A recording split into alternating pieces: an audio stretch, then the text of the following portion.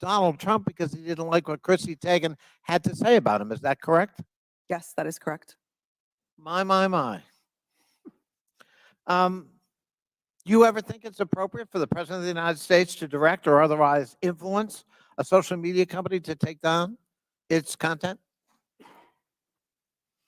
I think it's a very slippery slope.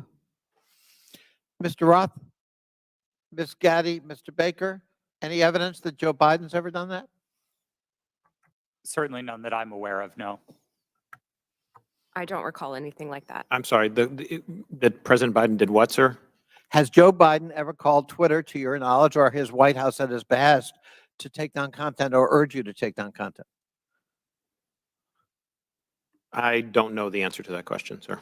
Well, I'm going to have to conclude, at least from 3 of the 4, you don't know. There's no evidence he's ever done that, but there's plenty of evidence Donald J. Trump tried to do that.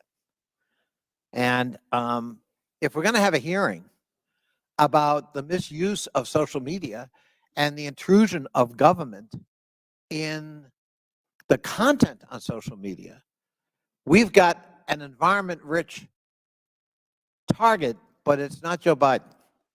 It's Donald J. Trump, and of course, we don't want to talk about that.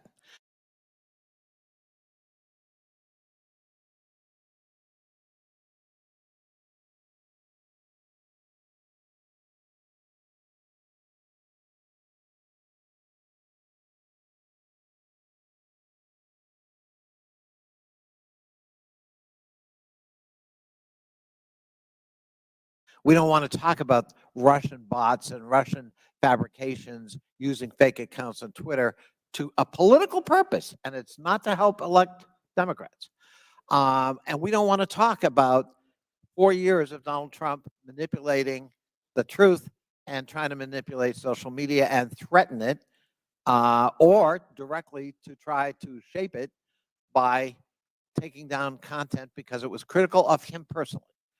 And that's what we ought to be talking about as we move forward, not the subject of today's hearing. I yield back. Gentleman yields back. Chair recognizes Mr. Donalds for 5 minutes. Thank you, Mr. Chairman. Real quick, Mr. Roth, you've stated already that what happened with the New York Post story was similar to the hack and leak scenarios from 2016. You also said that you actually were opposed to deleting the New York Post story. Who advocated for the removal of the New York Post story? The company's decision to treat it as a violation. Mr. Roth, who at the company actually went over your recommendation? Because you're pretty high up. Who overrode you? The decision was communicated to me by my direct supervisor. Who was that person? Her name was Del Harvey. She was the vice president of trust and safety at the time. All right, thank you so much. Ms. Gaddy, real quick, you said to the chairman earlier, and I want to paraphrase what I heard earlier, is that Twitter had no contact with anybody from the Biden team. Is that correct to your knowledge? Not to my knowledge. Put that up for me. Okay, over my right shoulder, we have an email. Reference, this is Saturday, October 24th, 5:39 p.m., referencing 5 different tweets. This is with a Twitter email chain. Under the line, it's more to review from the Biden team. Does anybody have a comment on how much interaction was happening with the Biden team at Twitter with respect to tweets that they wanted Twitter to review? Ms. Gaddy, Mr. Roth? I'm not familiar with this email. So you're not familiar with this email, Mr. Roth? Are you familiar with this email? Only from what's been reported in the Twitter files. Did you ever have contact with anybody from the Biden team? No, sir, I did not. We explicitly separated the teams that would interact with campaigns from teams like mine that were responsible for content moderation. How big was the organization in Twitter that was actually working with campaigns? I couldn't say for sure. Did you ever have any contact with the DNC? Directly? No, I did not. Did anybody at Twitter have any contact with anybody at the DNC? I think it's likely that somebody at Twitter did, yes. In these emails, it's listed these are tweets that had to be flagged from the Biden team. That's what's in the files. You have no idea how many people actually engaged with the Twitter team or how frequently that engagement happened. No, and again, that was by design. We kept those functions separate from content moderation so that we could impartially assess reports like Do this. you know how many tweets were actually flagged and taken down at the behest of the Biden team? I wouldn't agree with the characterization of it as being at the behest of them. These tweets were reported and Twitter independently evaluated them under its But the- rules. But the email is very clear. More to review from Biden team. The response 3 hours later at the bottom, hold this up real quick so we can see. The request at the bottom, it says, handled these. What does handled these mean? My understanding is that these tweets contained non-consensual nude photos of Hunter Biden, and they were removed by the company under. Hold on, real quick, Mr. Roth. How could you know so much about the content of these tweets? I mean, as far as I'm concerned, these are just web addresses. I don't know what's in these tweets. You have these things committed to memory that you know the content, but you don't know who you talk to at the Biden team? Sir, I didn't meet with the Biden team, but there was extensive public reporting about these tweets specifically that uncovered what they were. You know the and- contents of the tweets. I- It was obviously at Twitter, but you have no idea how often people who worked in your organization had with the Biden team during the end of the 2020 presidential elections. I would emphasize that the people who interfaced with the campaigns were not part of my team or organization. I would know what the interactions were if they were on my team. It was a different part of the organization, not mine. Let me ask you a separate question, and I'll ask it of you too, Mr. Baker. Have you guys been able to quantify the amount of in-kind contributions associated with taking down the New York Post story? Because the New York Post story was down for 2 weeks, give or take. Do you have any understanding of how much that story was limited by Twitter and also by other social media companies?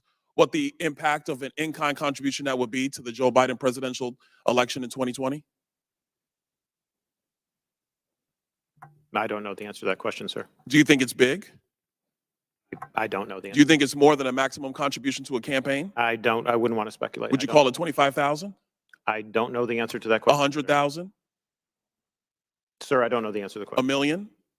I don't know the answer to the question. Do you think Twitter will be in violation of federal election laws with the size of an in-kind contribution to take down a story, which is true, by the way, because you guys thought you knew something with limited information? I'm not going to speculate on that sitting here today, sir. I try to propound a legal analysis of election laws. I yield back. Gentleman yields back. Chair recognizes Ms. Ocasio-Cortez. It's your turn. You want to go? Okay. We won't start the clock till you get there. Appreciate also your generosity. I just want to start off right here at the top here. This isn't even my line of questioning, but I'd like to submit to the record a Washington Post article now warning about Hunter Biden laptop disinformation, the guy who leaked it. Here's the deal. Before I even get into my questions, I think that the story here with the Washington Post reporting is that what they're saying right here, when the New York Post first reported in October 2020 that it had obtained contents of a laptop computer allegedly owned by Joe Biden's son Hunter, there was an immediate roadblock faced by other news outlets that hoped to corroborate reporting, as many did. The newspaper wasn't sharing what it obtained. New York Post had this alleged information and was trying to publish it without any corroboration, without any backup information. They were trying to publish it to Twitter. Twitter did not let them, and now they were upset. I believe that political operatives who sought to inject explosive disinformation with the Washington Post couldn't get away with it. And now they're livid. And they want the ability to do it again. They want the ability to inject this again.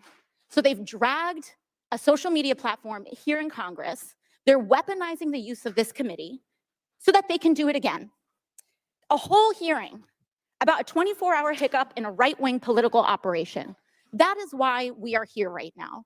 And it's just an abuse of public resources, an abuse of public time. We could be talking about healthcare. We could be talking about bringing down the cost of prescription drugs. We could be talking about abortion rights, civil rights, voting rights. But instead, we're talking about Hunter Biden's half-fake laptop story. I mean, this is an embarrassment. But I'll go into it. Ms. Navarrete, let's talk about something real. I'd like to show you a tweet posted by former President Trump about my colleagues and I on July 14, 2019. It says in part, quote, "Why don't they go back and help fix the totally broken and crime-infested places from which they came? Then come back and show us how it's done. These places need your help badly. You can't leave fast enough. I'm sure that Nancy Pelosi would be very happy as quickly to work out free travel arrangements." A day or two after that, Donald Trump publicly incited, violence at a rally, targeting 4 congresswomen, including myself, saying, "Go back to where you came from." Ms. Navaroli, as I understand it, you were the most senior member of Twitter's content moderation team, or a senior member of Twitter's content moderation team when this was posted. As part of your responsibilities, did you review this tweet? Yes, it was my team's responsibility to review these tweets. And what did you conclude? My team made the recommendation that for the first time, we find Donald Trump in violation of Twitter's policies and use the public interest interstitial. For the first time. Yes. And at the time, Twitter's policy included a specific example when it came to banned abuse against immigrants, as they specifically included the phrase, "Go back to your country," or go back to where you came from, correct? Yes, that was specifically included in the content moderation guidance as an And example. You brought this up to the Vice President of Trust and Safety, Del Harvey, correct? I did, yes. And she overrode your assessment, didn't she? Yes, she did. And something interesting happened after she overrode your assessment. A day or two later, Twitter seemed to have changed their policies, didn't they? Yes, that trope, "go back to where you came from," was removed from the content moderation guidance as an example. So Twitter changed their own policy after the president violated it in order to potentially accommodate his tweet? Yes. Thank you. So much for bias against right wing on Twitter. Additionally, Ms. Navaroli, are you familiar with the account Libs of TikTok? I have heard of it from the news, yes. Mr. Roth, are you familiar with this account? Yes, ma'am, I am. Are you aware that from August 11th to August 16th, that account posted false information about Boston Children's Hospital, claiming that they were providing hysterectomies to children? Yes, I am aware of that and other claims from the account. And are you aware that this lie was then circulated by other prominent far-right influencers? Yes. And are you aware that all these claims, which I have reiterated were false, culminated in a real-life harassment and ultimately a bomb threat to the Boston Children's Hospital? Yes, I am aware. And this account is still on that platform today, isn't it? Regrettably, yes, it is. Despite inspiring a bomb threat due to the right-wing incitement of violence against trans Americans in this country, because they cannot let go of this obsession with fixating violence and inciting violence against trans and LGBT people, in addition to immigrants, in addition to women of color. This is a party that cannot pick on anyone their own size. And they are trying to co-opt an entire social media platform and use the power of this committee and of Congress in order to pursue a political agenda. I yield back. Lady yields back. Chair recognizes Mr. Fry for 5 minutes.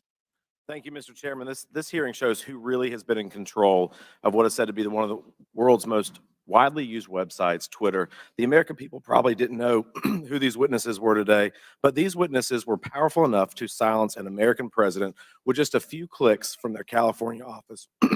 We're also learning that some of those in Washington, D.C. have forgotten their role and exercised their power to achieve ends antithetical to American principles of free speech and expression. The FBI is the lead federal agency responsible for investigating foreign influence operations. However, in recent years, the FBI has devoted countless amounts of time, taxpayer money, and manpower to combating Russian foreign influence on social media. The FBI, as one reporter noted, acted as a, quote, doorman to the vast program of social media surveillance and censorship encompassing agencies across the federal government, from the State Department to the Pentagon to the CIA. End quote. Reports suggest that thousands of reports from the FBI and the Foreign Influence Task Force were sent to Twitter. This isn't what the American people are paying for. This isn't what we trust the FBI to do. FBI agents shouldn't be sitting at a desk in Washington, D.C., scrolling through Twitter and emailing with social media companies. An email from one Twitter employee to another reads, quote, "The FBI San Francisco Emergency Operations Center sent us the attached report of 207 tweets they believed may be in violation of our policies," end quote. Another email revealed that there are, quote, "some folks in the Baltimore field office and at headquarters that are just doing keyboard searches for violations." Mr. Roth, Twitter usually found little evidence that the accounts the FBI flagged had ties to foreign influence. Is that correct? In part, but we received many reports from the FBI, particularly related to malign foreign interference, that were highly credible and were constructive. So I would say it was a bit of a mixed bag. And you pushed back to the FBI when they would send you a list of American-based accounts. Is that correct? Politely, but yes. Mr. Roth, it appears that Twitter employees were under pressure by the FBI and other government agencies to validate these theories of foreign influence. Would you agree with that? No, I wouldn't agree with the word pressure. The FBI was quite careful and quite consistent to request review of the accounts, but not to cross the line into advocating for Twitter to take any particular action. So flagging American accounts, in your view, is not foreign or theories of foreign influence. There's not pressure there just by flagging it to you. Again, Domestic accounts. I don't think it's a great use of the Bureau's time, but I wouldn't characterize how they communicated with us as pressure. Mr. Roth, you enjoyed these meetings with the FBI, it seems, based on the tweets behind me or the communications behind me. In internal communications at Twitter, you said, "Definitely not meeting with the FBI, I swear." Is that correct? I believe I was joking with a colleague at the time, but yes. But I can assume that you were meeting with the FBI when you were communicating with your colleague. Is that correct?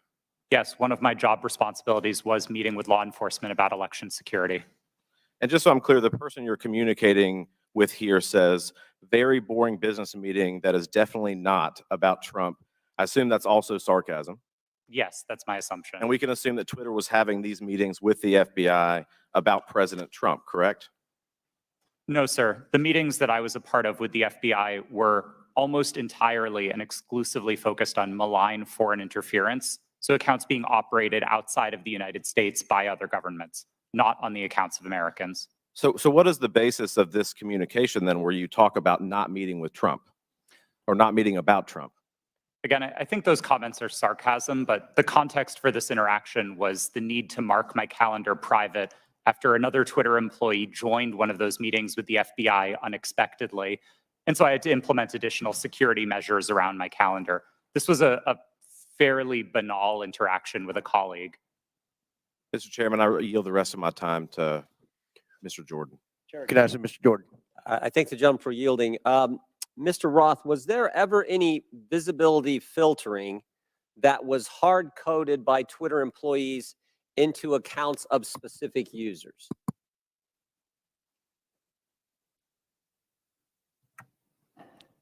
Twitter employees were responsible for building the systems that performed visibility filtering, and then that filtering would have been applied either automatically. I'm asking a very specific question. I'm asking, was the code written in a way that for certain accounts, those accounts, unique in and of themselves, would be visibility filtering, to use your term, so that they wouldn't have as much reach or as much influence?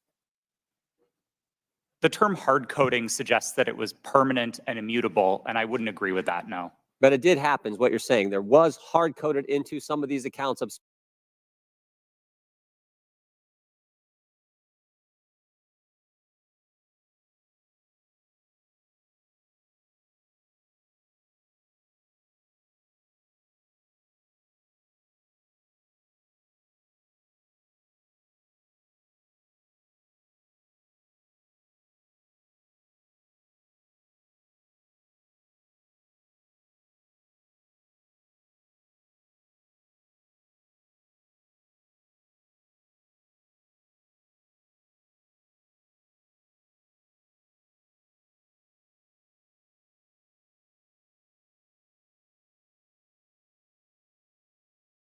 C-SPAN is not federally funded. It's thanks to the cable and satellite companies that provide our public service. testimony previously by Miss Navaroli. I hope I'm not just killing your name right now. At some point, you stated if January 6th and anything like it, that language, if we would have seen that happen in any other country with any other leader, Twitter would have acted completely differently. It is my understanding from this statement, and correct me if I'm wrong, that you almost felt as if Trump was treated differently. In fact, that you may have been of the impression that he was treated with more deference than other world leaders. Is that true? Yes. As I testified earlier today, Twitter bent and broke its own rules in order to protect dangerous speech, like the tweets that were directed towards Representative Ocasio-Cortez. And when we talk about bending, it's my understanding from another deposition that there were actual alarms that would go off if someone would access Trump's Twitter account other than, I believe, the CEO. It was my understanding that alarms would ring within Twitter if the account was accessed outside of a select group of individuals who had access to that account. Are you aware of this being an ongoing practice for other individuals' Twitter accounts? At my time at Twitter, the former President Donald Trump's account was the only account that I did not have access to. Okay, so we know that there weren't individual actors running around Twitter setting off alarms every other day. Is that correct? Not to my knowledge, no. Okay. Now, as we talk about January 6th, because I think that's the only thing we should be talking about, what I want to talk about is what, and anyone can answer this question. Did you see a correlation between a rise in homegrown domestic white supremacy online as it correlates to leading up to January 6th? I can answer that. So some of the things that we were seeing specifically on Twitter related to white supremacy fan fiction. I mentioned earlier in my testimony that we saw things like people wishing that the day of the rope would occur. That comes from things like the Turner Diaries, which are, again, white supremacy fan fiction. You would also agree with me that it was clear that white extremists were seemingly triggered and activated to take action against our very democracy here at home by some of the activity that was going on Twitter, correct? Yes, I believe so. Now, just to make sure that we can summarize what we allegedly are here to talk about, you all would agree with me when I say that there was no physical damage or destruction to structures, limb, or life as it relates to this article, yet we do know that there was actual harm, physical harm, as well as destruction that occurred as a result of January 6th, correct? Yes, people died on January 6th. Thank you. With that, I'll yield the remainder of my time to Chairman Raskin, or Ranking Leader Raskin. Thank you. Mr. Chairman, I would just use the second to ask unanimous consent to submit for the record an extraordinary article just published called "Twitter Kept Entire Database of Republican Requests to Censor Posts," published on February 8th. It was just published by Rolling Stone. So for everybody's reading enjoyment, if people think it was biased against conservatives, this would lead us to believe it was definitely biased against liberals and progressives. Didn't have you pegged for a Rolling Stone reader, but without objection, so ordered. Chair recognizes Mr. Groffman. First of all, just a comment. When we talk about the Pledge of Allegiance, one of the lines in there is "to the republic for which we stand." Ben Franklin, when he was asked about our Constitution, he said, "We give you a republic if you can keep it." Just two lines that maybe some people around here haven't heard. Now, this is kind of a little story for the three of you on the left here. In January of 2021, the Christian magazine called the Daily Citizen tweeted about President-elect Joe Biden's announcement that Dr. Rachel Levine was his nominee for Assistant Secretary of Health. They commented that Dr. Levine is a transgender woman. This was banned from Twitter. Are you familiar with this story? I'm not familiar with it, Do you sir. have any reason why it would have been banned?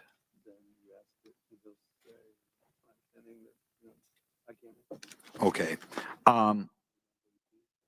There are local talk radio hosts in my area, well-known media hosts out of the Madison, Milwaukee, Green Bay media market, widely listened to. They were shadow banned on Twitter.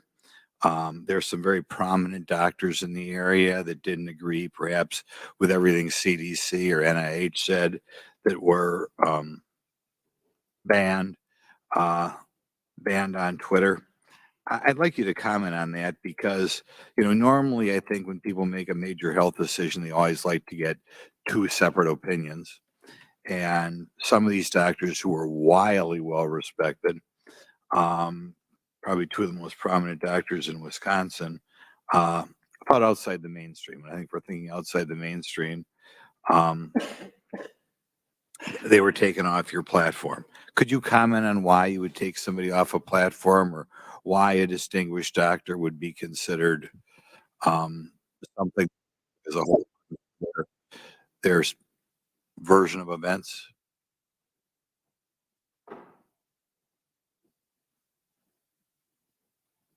No, you're not aware that ever any doctors who commented outside the mainstream version of what was going on with COVID, going on with the vaccine, going on with treatments, that there were people who disagreed with the NIH recommendations and you took them off of Twitter? You're not familiar with that?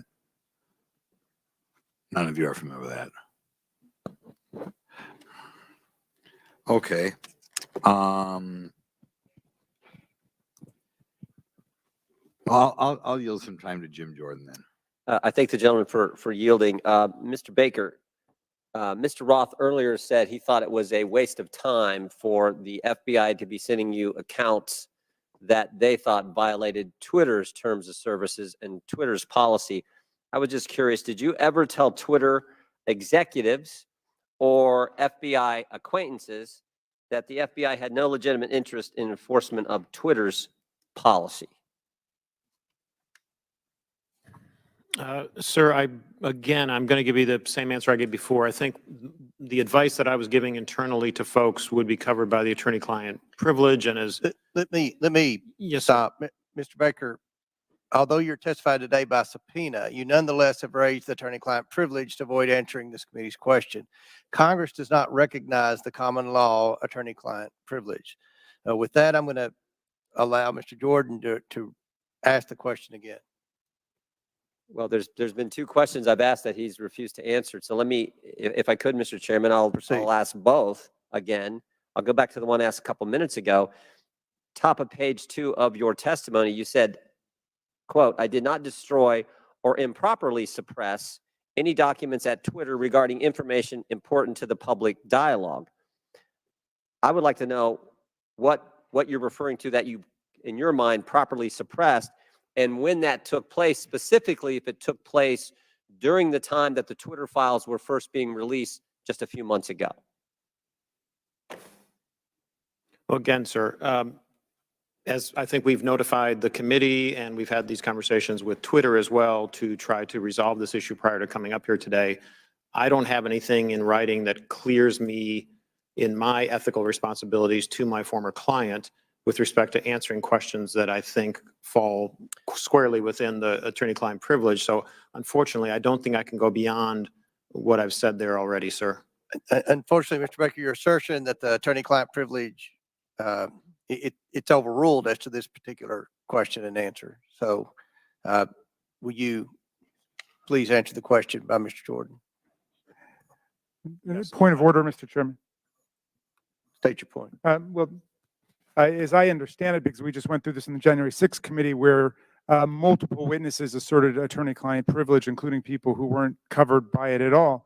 Ultimately, that's for a court to decide. So I don't think there's anything we can do within the committee at this point, unless I'm missing something.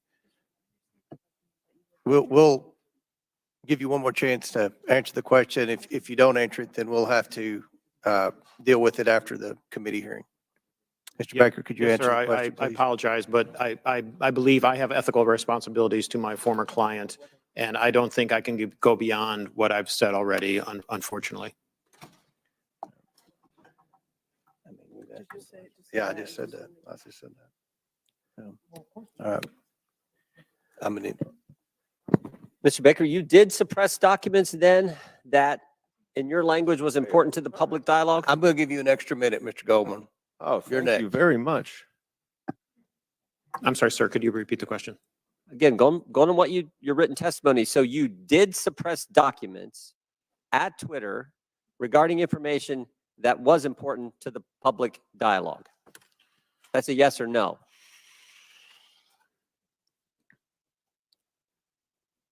I'm going to answer the question with the following sentence, which is right after that. At all times, I sought to help my client understand and comply with its legal obligations. Gentlemen's time's expired. I recognize Mr. Goldman for 6 minutes. Thank you, Mr. Chairman. I understand that Mr. Palmer was asking some questions about some of my assertions about the removal of the Ukrainian prosecutor general. First, let's be clear. I did not say that Vice President Biden fired Mr. Shokin. It was official U.S. and European policy to encourage Ukraine to fire him, which they did. But he is right about one thing. What I say is not evidence, and neither is what any of our Republican colleagues say on the other side of the aisle. They may not like what these witnesses say, but the testimony of the witnesses is the evidence, not baseless statements without firsthand knowledge.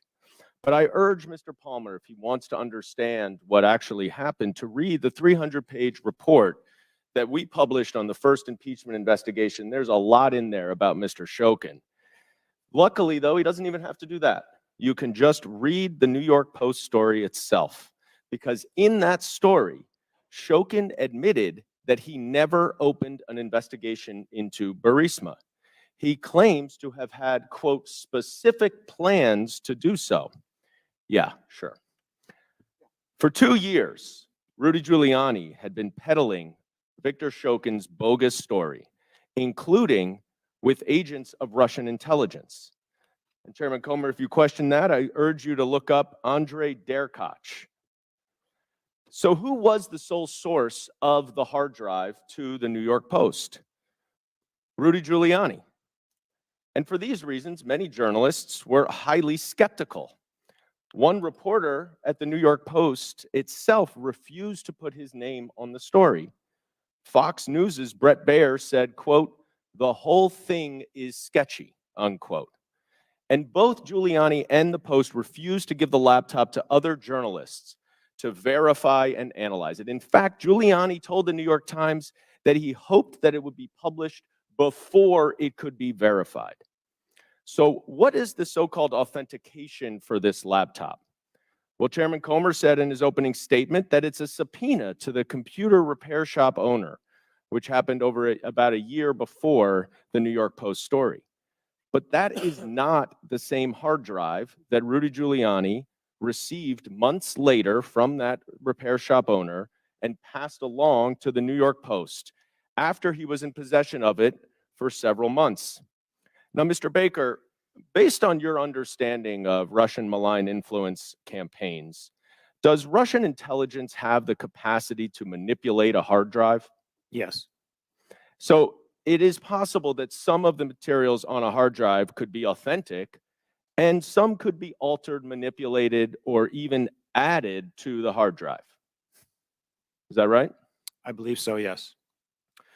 Mr. Roth, you have testified today that Twitter was keenly aware of the hacking efforts by Russia in connection with the 2016 election. Is that right? Yes, sir. And those efforts, I believe you said, and correct me if I'm wrong, by Russian intelligence to interfere in our electoral process continued up and through and including the 2020 election. Is that right? Russian efforts certainly continued through the 2020 election and even through the midterms. I couldn't say specifically if it was military intelligence, as was the case in 2016, but certainly the Russian government was involved. So let's run down what Twitter knew about this hard drive in this story when it was published. First, the sole source of the hard drive was Rudy Giuliani, who had been working closely with Russian intelligence agents throughout 2020. Second, Russian intelligence interfered in the 2016 election and was actively trying to do it again. And third, numerous journalists, including at the New York Post and Fox News, raised suspicions about the hard drive, and they refused to allow an independent analysis and verification of it. Now, Mr. Baker, based on your experience in law enforcement, wouldn't this give anyone concerned about Russian interference in our elections serious pause? I think as reflected in the public record, at the time, I thought there were great concerns on that side of the equation, because in part with respect to all the things that had happened since 2016 with respect to the hack and leak or hack and dump issues, there were facts that indicated that the computer might have been abandoned and so on, but which made it a very difficult case, which is why we're sitting here today talking about it. Right, and there was a 24-hour delay in continuing to spread the publication of it. Isn't that right? Yes. Okay.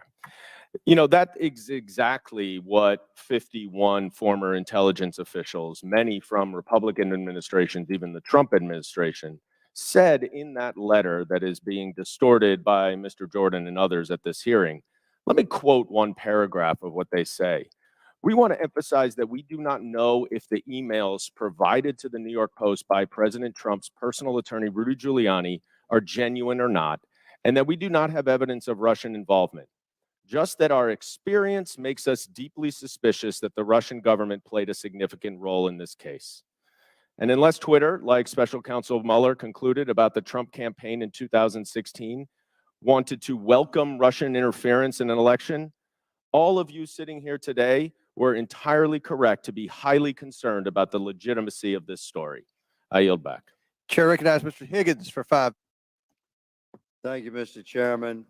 I'm going to be yielding some time to my colleague, Mr. Jordan, here momentarily, but for the record, Mr. Baker, Ms. Gotti, Mr. Roth, Mr. Navaroli, are you here under the advice of counsel, and do you have counsel present? Yes, sir. That was a yes? Yes, sir. Yes, sir. Yes, I do. Yes, I was subpoenaed That's to good to appear. know.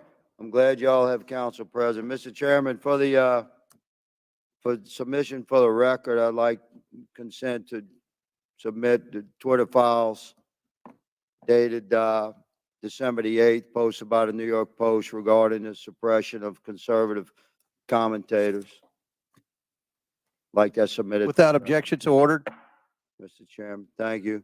I'd like to also submit for the record a timeline of events with cited sources outlining strong evidence of the Biden family organized criminal actions would certainly indicate that we've crossed the threshold of reasonable suspicion.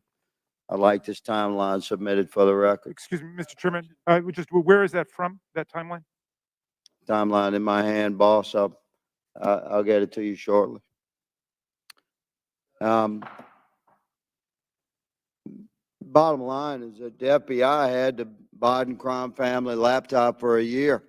They knew it was leaking. They knew it would hurt the Biden campaign. So the FBI used its relationship with Twitter to suppress criminal evidence being revealed about Joe Biden 1 month before the 2020 elections. You, ladies and gentlemen, interfered with the United States of America 2020 presidential election, knowingly and willingly. That's the bad news. It's going to get worse because this is the investigation part. Later comes the arrest part. Your attorneys are familiar with that. Mr. Chairman, I'd like to spend 5 hours with these ladies and gentlemen doing depositions surely yet to come. But for right now, I'll yield the balance of my time to my colleague, Mr. Jordan. I thank the gentleman for yielding. I think he made the right point. And I would just respond to to our colleague from New York. You know who knew the laptop was real was the FBI. They had it for, or maybe they had it for a year and just said, you know what, we're going to put it on the shelf. We're not going to look at it. But if anyone knew it was real, it's them. That's why I asked the question, again, back to my colleague from New York, what he was talking about. That's why I asked the question earlier. I said, did anyone at the FBI or Mr. Baker know, did Mr. Baker talk to any of those 51 former intel officials who sent the letters saying this has all the classic earmarks of a Russian misinformation operation? Maybe they could have checked with the FBI because the FBI had the actual laptop in their possession. So I appreciate the gentleman from Louisiana. I think it's a great point that he made. Mr. Roth, I'm going to come back to you and something we were at a few hours ago. And we're talking about this visibility filtering, which in my mind I understand to be something short of suspending and blocking the account, which the user then knows has happened because there's a notification in a public way, like you did to Ms. Green when you suspended her account. But there's other things, this search blacklist, this do not amplify, that are some kind of filtering that account that the user doesn't know about. And I asked the question earlier, was there any bit of this visibility filtering that was hard-coded by Twitter employees into the account of specific users? And you said, you hesitated for a while, and you said, well, you wouldn't use the term hard-coded, but it seemed to me like something like that went on. Can you elaborate? Thank you for the question. Twitter's visibility filtering system, as has been reported in the Twitter files, is based on applying labels to user accounts. And so in that sense, if the application of a label is what you meant by hard-coded, yes, Twitter systems did apply those designations to those accounts. But it was seldom the case that Twitter staff would manually, individually go in and apply those labels directly. Were any government officials, were those labels and therefore that filtering done to any government officials, any elected officials that where the user wouldn't know about? I don't know, sir. I didn't have access to my Twitter computer, to any Twitter systems to prepare me to answer that question. So I'm just talking your time there, in your experience there. Do you know if that happened? It would not surprise me to know that visibility filtering labels had been applied to the accounts of elected officials. So visibility filtered labels applied to the accounts, but the user doesn't know. Yes, it was not Twitter's practice to notify users. But you think that happened to elected officials and government officials? Again, I couldn't say for sure. I appreciate it. I yield back. Chair recognizes Mr. Mafumé for 5 minutes. Well, Mr. Chairman, it's been a long morning and afternoon. And at this point in time, there's an adage that says everything that can be said has been said, except that not everyone has said it. So if you will indulge me for a few minutes, I'd just like to reflect on some observations, having sat here and gone through this. And I'm hoping and praying that this is not a problem in search of a solution, because we're dedicating an awful amount of time here, and I don't want a few things to escape us. But having said that, I want to first associate myself with the remarks of Mr. Raskin, the ranking chair. His opening remarks succinctly, I think, encapsulated and put in place what many of us on this side of the aisle are feeling. And I also, as a point of personal privilege, would like to just express how many of us share the concern of the gentlewoman from South Carolina who indicated her ongoing medical condition, which she said she might have to live with the rest of her life. That just got me for a moment, and I wanted to make sure that that's on the record. Now, I would disassociate myself with her remarks when she said, as did the gentlewoman from Georgia, God bless Elon Musk. For me, it's God bless my country, God bless my family, God bless my friends. Mr. Musk can take care of himself.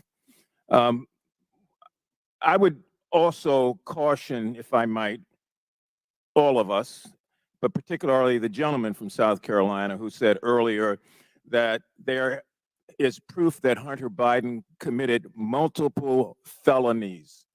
The gentleman said that without offering anything for the record. And I know we're all covered by congressional immunity in terms of when we're on the floor and when we're in these committees, but sometimes we probably don't want to feed into hot rhetoric. I mean, we campaign in that kind of poetry, but we are elected to govern in prose. And when you do that, there's a different sense of responsibility that goes with all of us. Mr. Roth, I listened to you and I feel bad that you were attacked. And you know, you had to sell your home, you had to move your family. And I just want to remind you and remind myself that there are members of this committee who are also always under attack because of their race or because of their surname or because of their political affiliation. That kind of reckless incitement, I think, is best dealt with when you have content moderation. Otherwise, we gin up the rhetoric. The people who can't control themselves oftentimes don't. And then we see violence occurring against whether it's members of Congress through threats or persons like yourself in the private sector.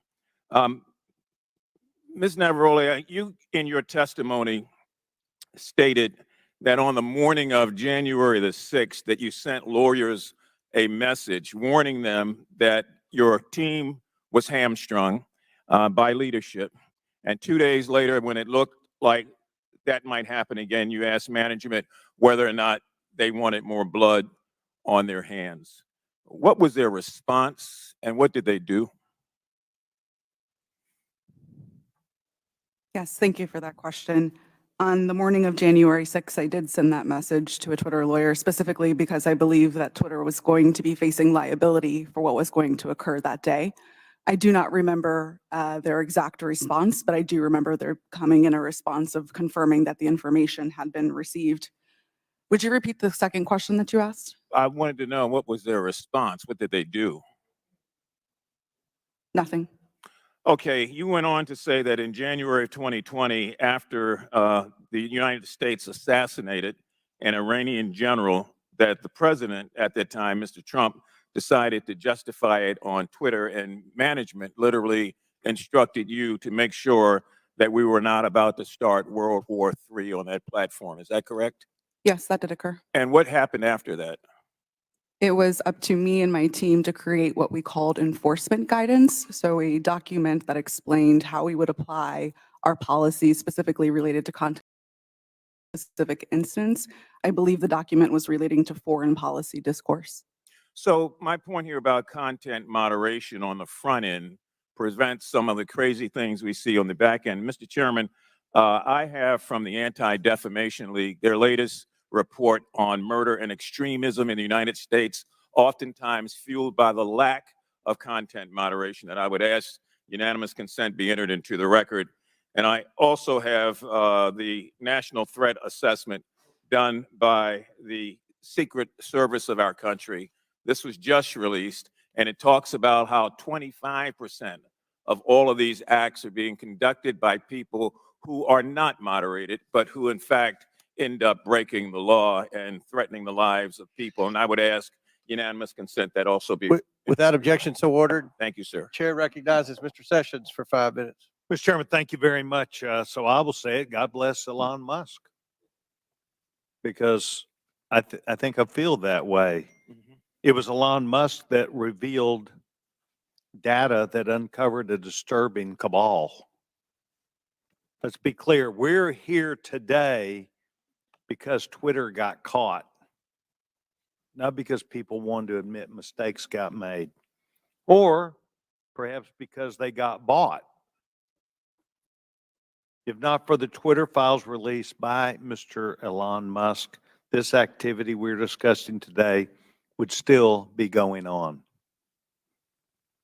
It's no secret that the political bias of Twitter and their previous leadership bled into politics and merged that with practices of the company. And that is a big concern. But a bigger concern is where our government, on a political basis by law enforcement, becomes engaged in things that a timeline would show were not truthful. That's the concern. The fact that Twitter was working hand in glove with the Federal Bureau of Investigation and the intelligence community to suppress free speech and things that were not true is disturbing. That is why we are here today. So, Mr. Roth, I would engage you if I could for a minute. By the way, I want to compliment all four of you. You've been here all day. This is hard to do. You've kept your cool. To the best of your ability, you're expressing honesty. I admire that. Mr. Roth, can you please tell me about the meetings with the FBI? How many? Where'd they take place? How do they accomplish what they wanted? Thank you for the question. Yes, sir. Twitter met with the FBI, I would estimate, several dozen times over the course of multiple years. These meetings happened in person, in the Twitter office, in the offices of other technology companies, and at times they happened virtually. We issued press releases about these meetings. They were not happening in secret. They were not anything that the public sector or the private sector strove to hide from anybody. But in these meetings, we used it as an opportunity to discuss the shared threats of foreign malign interference, to discuss the preparations that the public and private sector were implementing, and to use that as an opportunity to make sure that we were having open channels of communication about those malign interference threats. Ms. Roth, did you at any time believe that the Bureau might not be honest about the things they knew and the information that they shared and passed to you? I would say I have a personal healthy skepticism about any type of law enforcement, but no, it was never my experience that representatives of the FBI were anything but forthright in those discussions. Do you believe that they, today, in looking back, misled you? I don't believe so, no. So you believe that the things which they told you, in looking back, are truthful even today? To the best of my recollection, yes. So the chance for FBI numerous times, dozens of times, to meet with you, did you put out information of the substance when you said you provided the public with information? Did you discuss what those meetings were about? I believe the public statements were fairly high level and talked about preparations for upcoming elections in the United States. Any internal records or meeting minutes would be on my Twitter computer, which I don't have access to. And does that reside, to the best of your knowledge, currently at Twitter? Yes, sir. I returned all Twitter property to the company when I chose to Yes, leave. and that would be a requirement, generally speaking. Yes. So you believe that the Bureau met with you, they did not mislead you, that you were as forthright as you could be to the public, and that you were playing the role that you felt like was responsible. Is that your testimony today? Yes, sir, it is.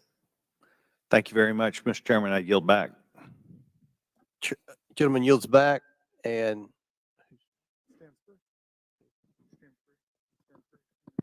Stanley. Yeah. Oh, yeah, yes, I'm sorry. Thank you, Mr. Chairman.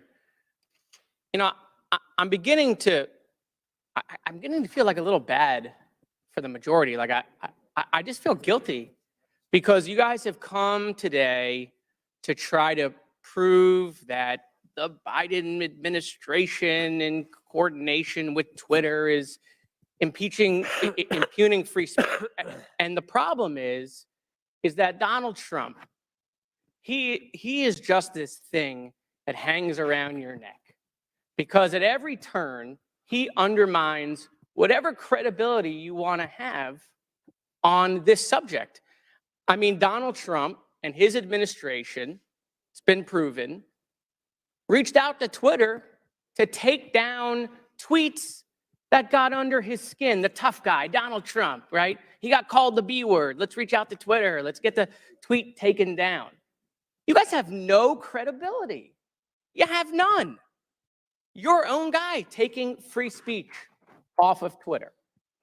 You know, I also don't understand this bipolar thing that you're doing with Joe Biden. So every day you guys tweet out, Joe Biden is boring, he's sleepy. Every day you say it on TV. Now you want to tell the American people Joe Biden is an international super mastermind along with his son Hunter. I mean, it's just bananas. You know, the Trump family is getting billions of dollars of loans from foreign governments by using their White House relationships. Any questions? Any questions on that? No, I didn't think so.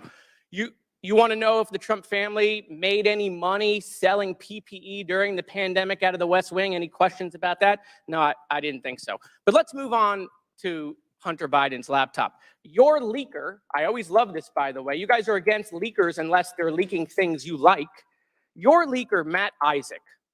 I love, have you seen this guy? I mean, he's like a Radio Shack .matrix guy who copied files off a private citizen's hard drive. Okay? That's your entire theory is based off of. But I want to use his words. This is his own words. Your guy, your leaker, the guy who gave you the information. There have been several attempts by several individuals to modify and insert fake data.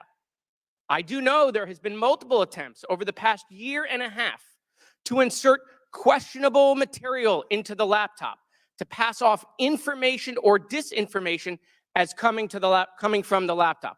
He continued, "This is a major concern of mine because I fought tooth and nail to protect the integrity of the drive, and to jeopardize that is going to mean everything I sacrificed will be for nothing." Your guy, your leaker, questioning the integrity of the information you guys are peddling. By the way, why isn't he here?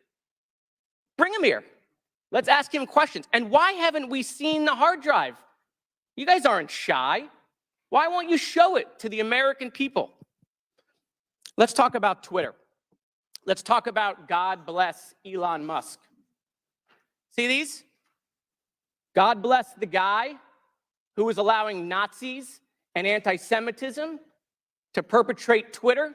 There's been a 66% increase of anti-Semitism on Twitter since Elon Musk set it free.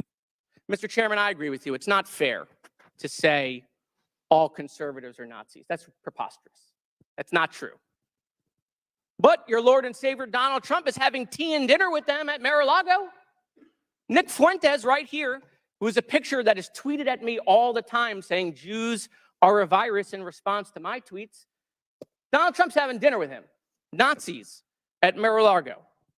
And so, no, not all Republicans are Nazis, but I got to tell you, Nazis seem really comfortable with Donald Trump. So I have questions about that, Mr. Chairman. Why is that?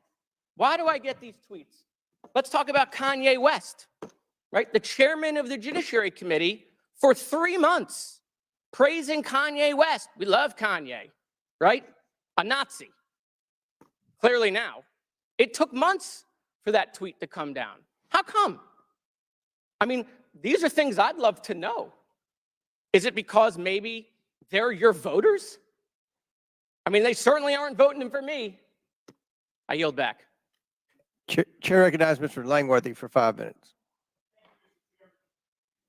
The Twitter files revealed the unrestricted power and censorship regularly exercised by the 3 witnesses in front of us today, Mr. Roth, Ms. Gaddy, and Mr. Baker. Now, Ms. Navaroli, in your opening, you stated that too few people and companies have too much power. Well, I think you're right. The witnesses here today, they had too much power at Twitter.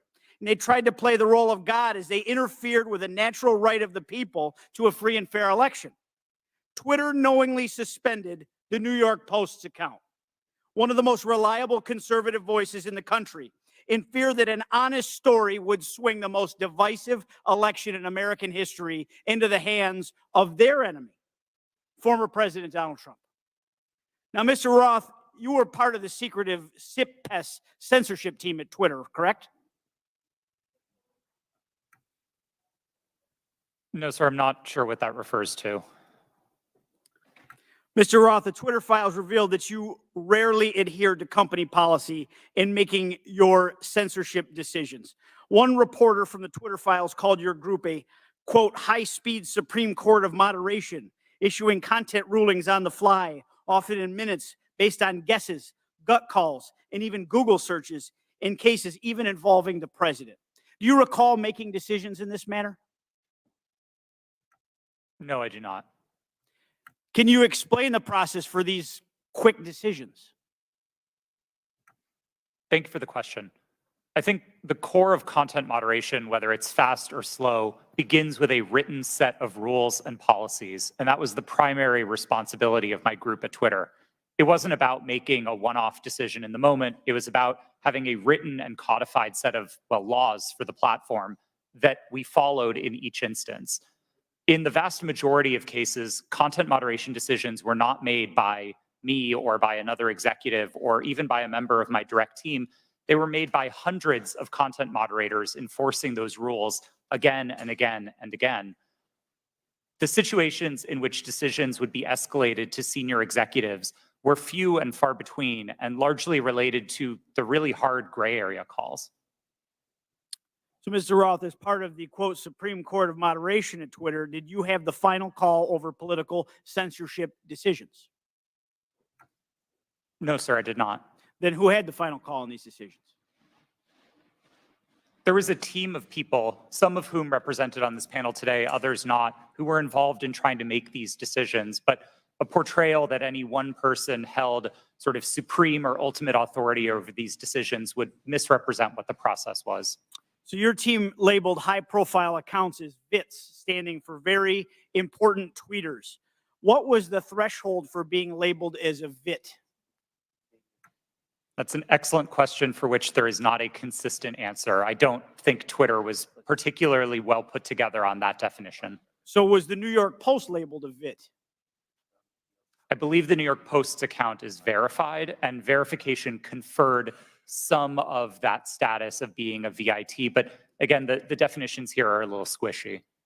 Now, is it true that the Twitter comms director, Trenton Kennedy, said in regard to the Post story, I'm struggling to understand the policy basis for marking this unsafe? Yes, it's my understanding that Mr. Kennedy said that.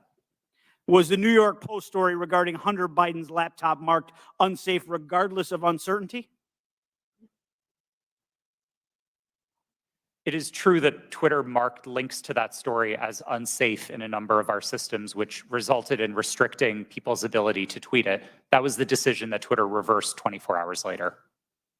Well, it's clear from this panel that too few people had too much power. The New York Post Twitter account was suspended in an attempt by Democrats and big tech to go ahead and play God and interfere in a natural, free, and fair election in the free flow of information in this country. The censorship is unbounded. The New York Post has been a reliable source for decades, including their coverage of the nursing home scandals in New York during the pandemic.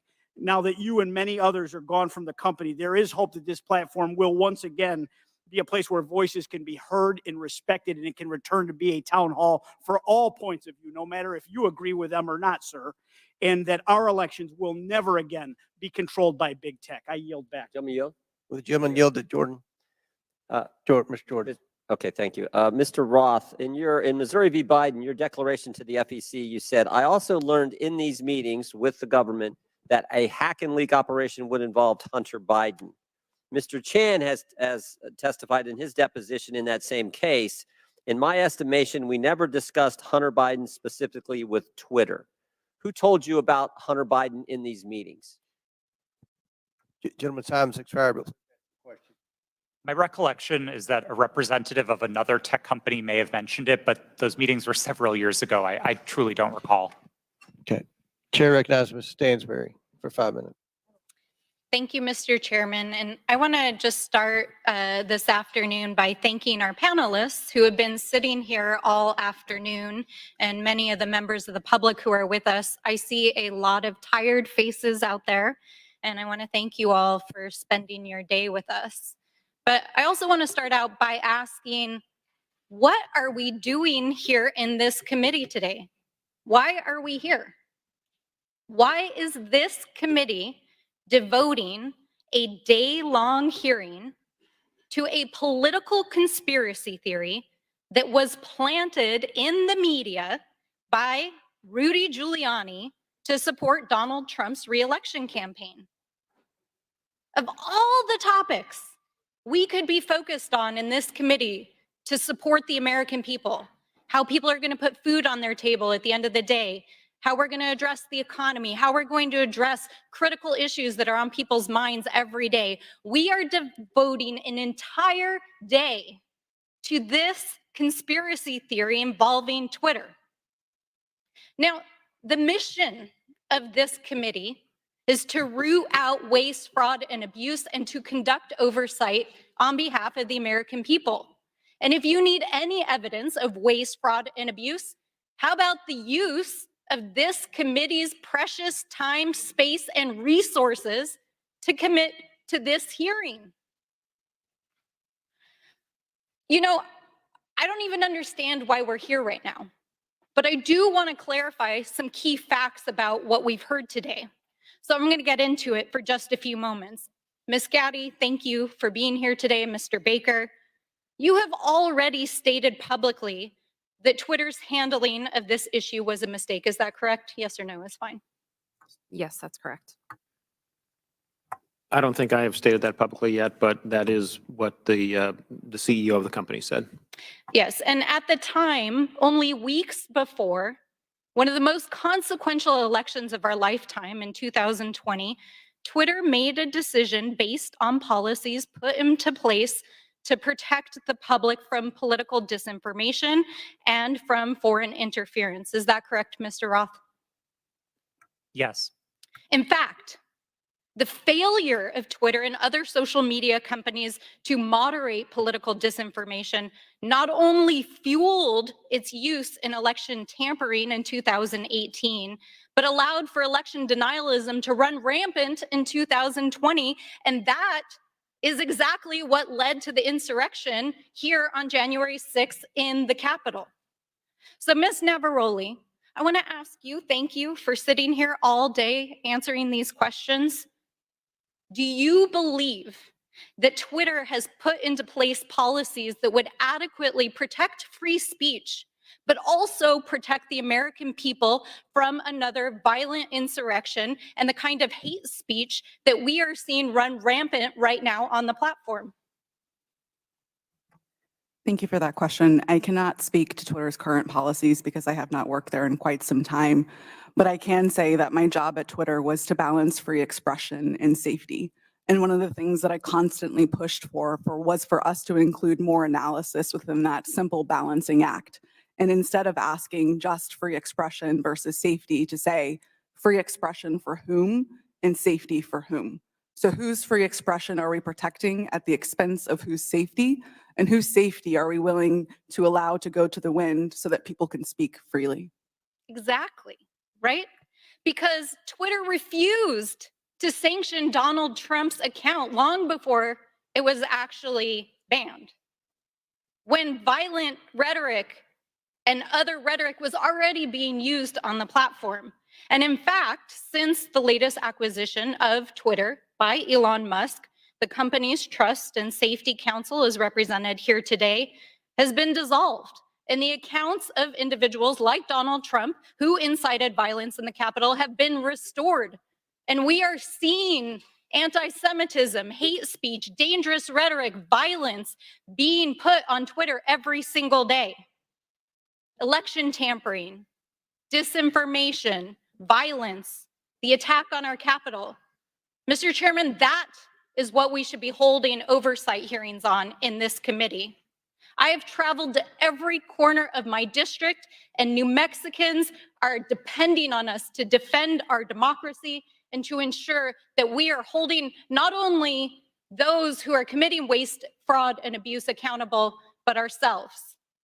So let's not waste the precious taxpayers' time and dollars holding hearings about Four Seasons landscaping style conspiracy theories and actually get to work for the American people. Would the gentlelady yield to a question? Mr. Chairman, I yield back. All right, Chair recognizes Ms. Boebert for 5 minutes. Thank you, Mr. Chairman. Mr. Matt Taibbi, a respected reporter who published much of the Twitter files, said, quote, Twitter's contact with FBI was constant and pervasive, as if it were a subsidiary. Now, I want to better understand why he would suggest that. Mr. Roth, while at Twitter, how many meetings did you have with the FBI? I couldn't say for sure, but I would More say than 10? That's a More than reasonable 20? estimate. I couldn't say for sure. More than 50? That seems a bit high. Many meetings with the FBI. Well, we know how many FBI agents worked at Twitter while you were there? I don't believe any active FBI Former agents. FBI agents. How many worked there while you were there? I'm aware of perhaps 2. Well, we know of at least 9 because they started the BU group chat, BU for Bureau. Now, Mr. Roth, did the FBI ever ask you to share information like users' communication data without going through proper legal channels? No, they did not, and I would have refused if they had. That's correct. I see that you denied Agent Chan's request for access to Twitter's data feed. What's sick isn't that you would deny it, it's that the FBI would even ask you for the private data of American citizens without going through legal channels of the law. Now, I want to remind you, Mr. Roth, that you are under oath. Did the FBI ever ask you to do anything that was illegal or questionably legal? I'm not a lawyer, but certainly not to the best of my recollection or knowledge. Now, from the hearing that I've been a part of today, it's almost impossible to tell where the FBI ends and where Twitter begins. We have Mr. Baker here, a former FBI agent, and there seems to be a revolving door between the FBI and Twitter itself. Even Mr. Baker said that there was no collusion with the federal government and Twitter. But Mr. Baker, that's you. You are the collusion between the federal government and the FBI. And now with it, this is such a problem because we're seeing censorship all over. Mr. Roth, Ms. Gaddy, did either of you approve the shadow banning of my account at Lauren Boebert? Yes or no? No, I did not. Not to the best of my recollection. Well, let me refresh your memory because on March 12th, 2021, and Mr. Roth, I know you looked at it because Fascist Twitter 1.0 had a public interest exceptions policy, which means for members of Congress to be shadow banned, it had to go before you, Mr. Roth. So I'll ask again, did you shadow ban my account? Yes or no? Again, not to the best of my recollection. So the answer is, Mr. Roth, yes, you did. I found out last night from Twitter staff that you suppressed my account for this tweet. It's a freaking joke about Hillary Clinton being angry that she couldn't rig her election. It's a joke, but in response, being the sinister overlords that you all are, you placed a 90-day account filter so I could not be found. And now we see here that Twitter staff said the visibility filter on my account excluded me from top searches, prevented notifications for non-followers, and much more. This is considered an aggressive visibility filter. You silenced members of Congress from communicating with their constituents. You silenced me from communicating with the American people over a freaking joke. Now, who the hell do you think that you are? Election interference? Yeah, I would say that that was taking place because of you four sitting here. The Hunter Biden laptop story was suppressed. A sitting member of Congress was suppressed. A sitting president was banned from Twitter. You know, I bet that Putin is sitting in the Kremlin wishing he had as much election interference as you four here today. We've heard about threats to democracy. Well, what about shutting down a duly elected member of Congress? This is fundamental to our nation's governance, and you all attacked that very foundation. 230 protections? Well, those are for publishers, not for editors. And it's clear you were not acting as publishers, you were acting as editors. And Mr. Chairman, I think it's far past time that we remove 230 protections for big tech platforms who are abusing this protection. And let me just say, I'm not angry for myself. I'm not angry because I was silenced. I can reach out to Elon and to his staff, and I can see what's happened. And I can sit here today and hold you all in account. I am angry for the millions of Americans who were silenced because of your decisions, because of your actions, because of your collusion with the federal government. They can't reach out to Elon. They can't sit here today and hold you into account. We don't know where the FBI ends and Twitter begins. But I do want to thank Mr. Elon Chairman, we're Musk over for 17 firing seconds now. you four and saving free speech and even Twitter. Mr. Chairman, I yield. The lady yields, went over 24 seconds. I'll give Ms. Porter 24 extra seconds. Well, I appreciate your indulgence, Chairman Comer, but I won't need it. So today's hearing gavelled in at 10 a.m. For nearly 6 hours. Power outage. We have been going back and forth about this supposed suppression of a single news story from a single outlet for a single day. This hearing has been, in its length, nearly 1/4 of the amount of time that Twitter users could not share the link. We are spending almost as much time screaming about this as this was ever a problem. Look, criminal activity is always a concern, but if there is criminal wrongdoing on Hunter Biden's laptop, that is a matter for the FBI and our law enforcement agencies. Today's hearing is merely an exercise in misinformation and disinformation, a free-for-all hellscape. That's what now CEO Elon Musk said Twitter would become if the platform became a place where anyone could say anything with no consequences. It is unbelievable to me that I am quoting Elon Musk, but that is how ridiculous this hearing has become. The Oversight Committee, like Twitter or any other social media company for that matter, cannot become a free-for-all hellscape where anything goes. With that, Mr. Chairman, I yield back. The lady yields back. Thank you. Mr. Chairman, Ms. Boebert. I ask unanimous consent to submit 2 documents into the record, both from Twitter. Without objection, so ordered. Thank you. Chair recognizes Ms. Luna for 5 minutes. Thank you, Chairman. Mr. Roth?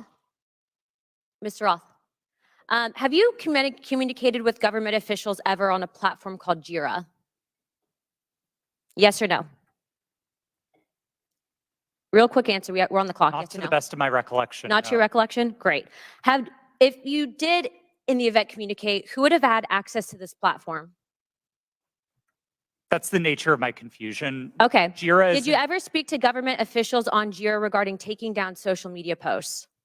again, not to the best of my recollection. Can you explain to me why the federal government would ever have interest in communicating through Jira, mind you, a private cloud server, with social media companies without oversight to censor American voices? I want to let you know that this is a violation of the First Amendment, and the federal government is colluding with social media companies to censor Americans. Mr. Chairman, I ask for unanimous consent to submit these graphics into record.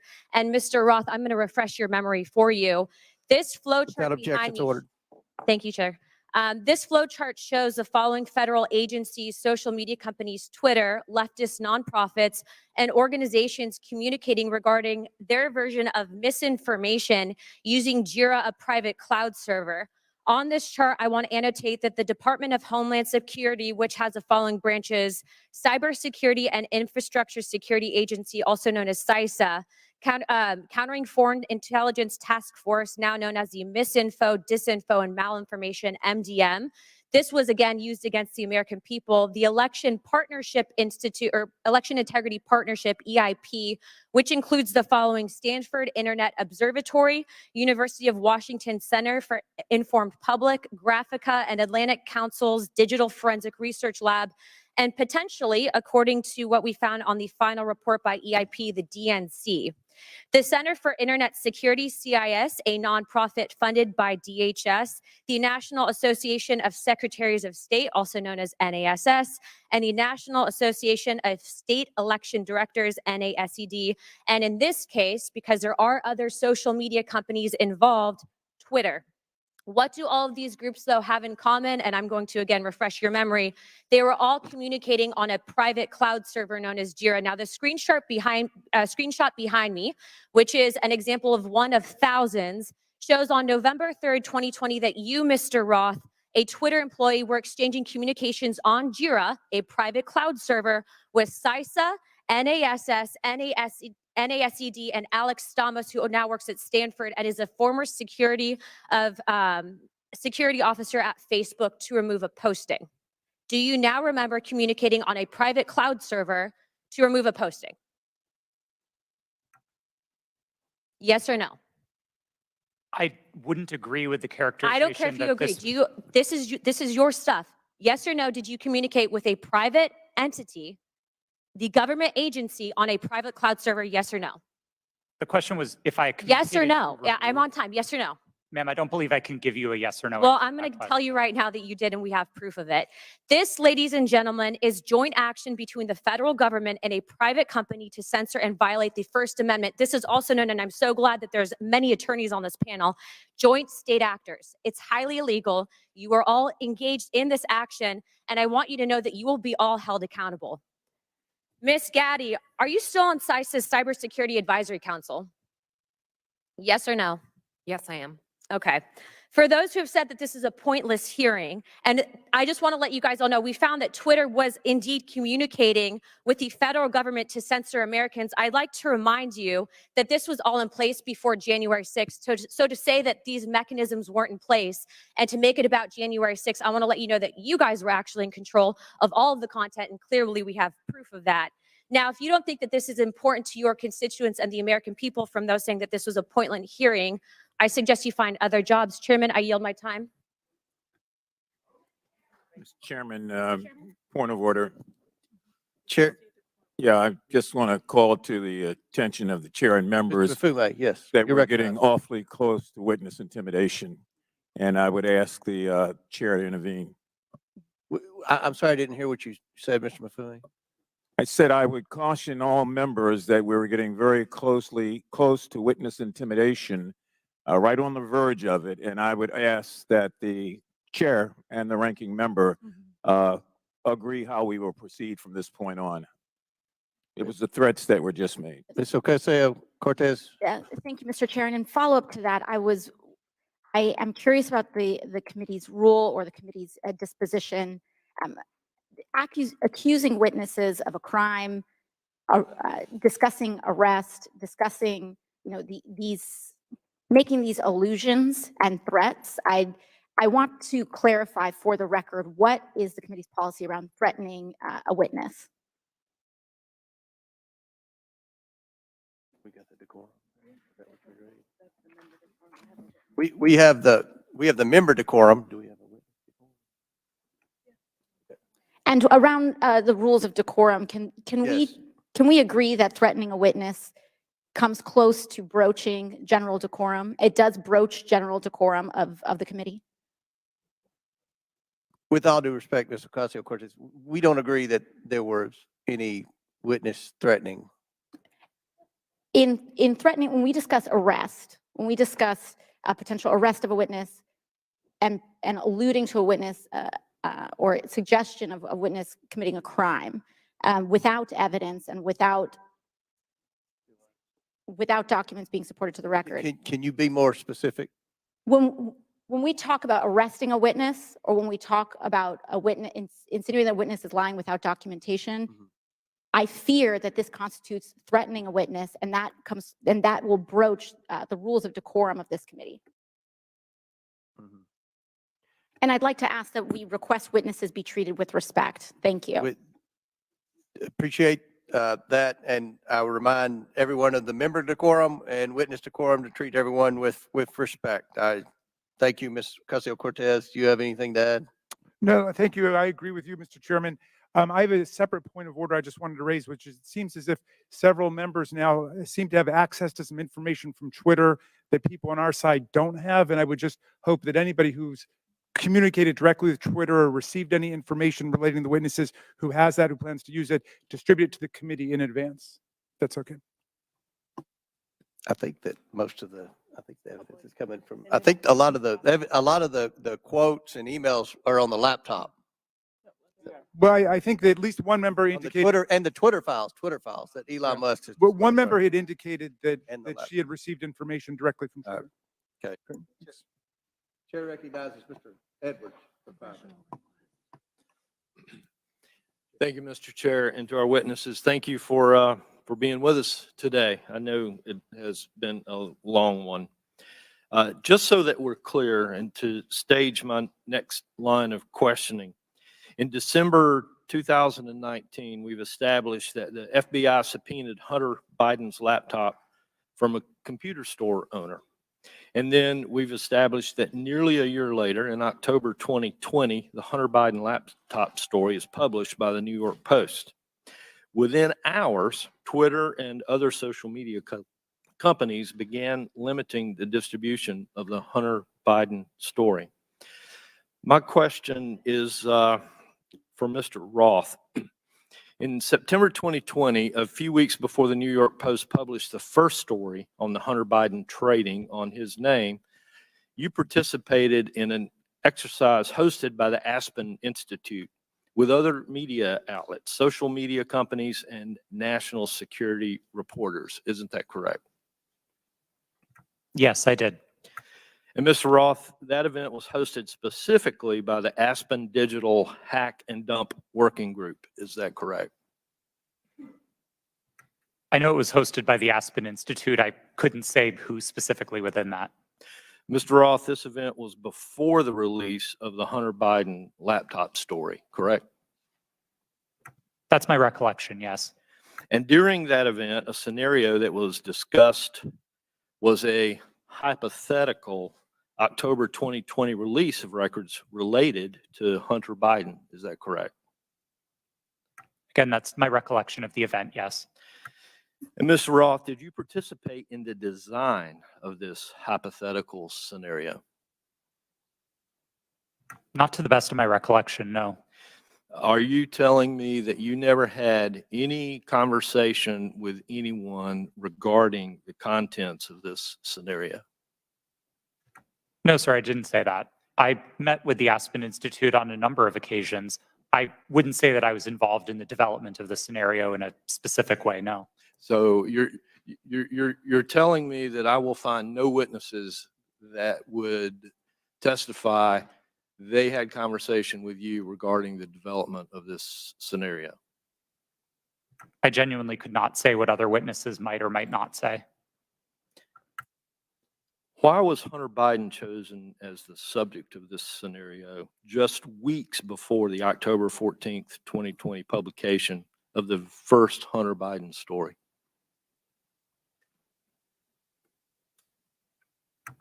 I don't know. But you participated in the conversation. I was invited to and joined an event hosted by the Aspen Institute, yes.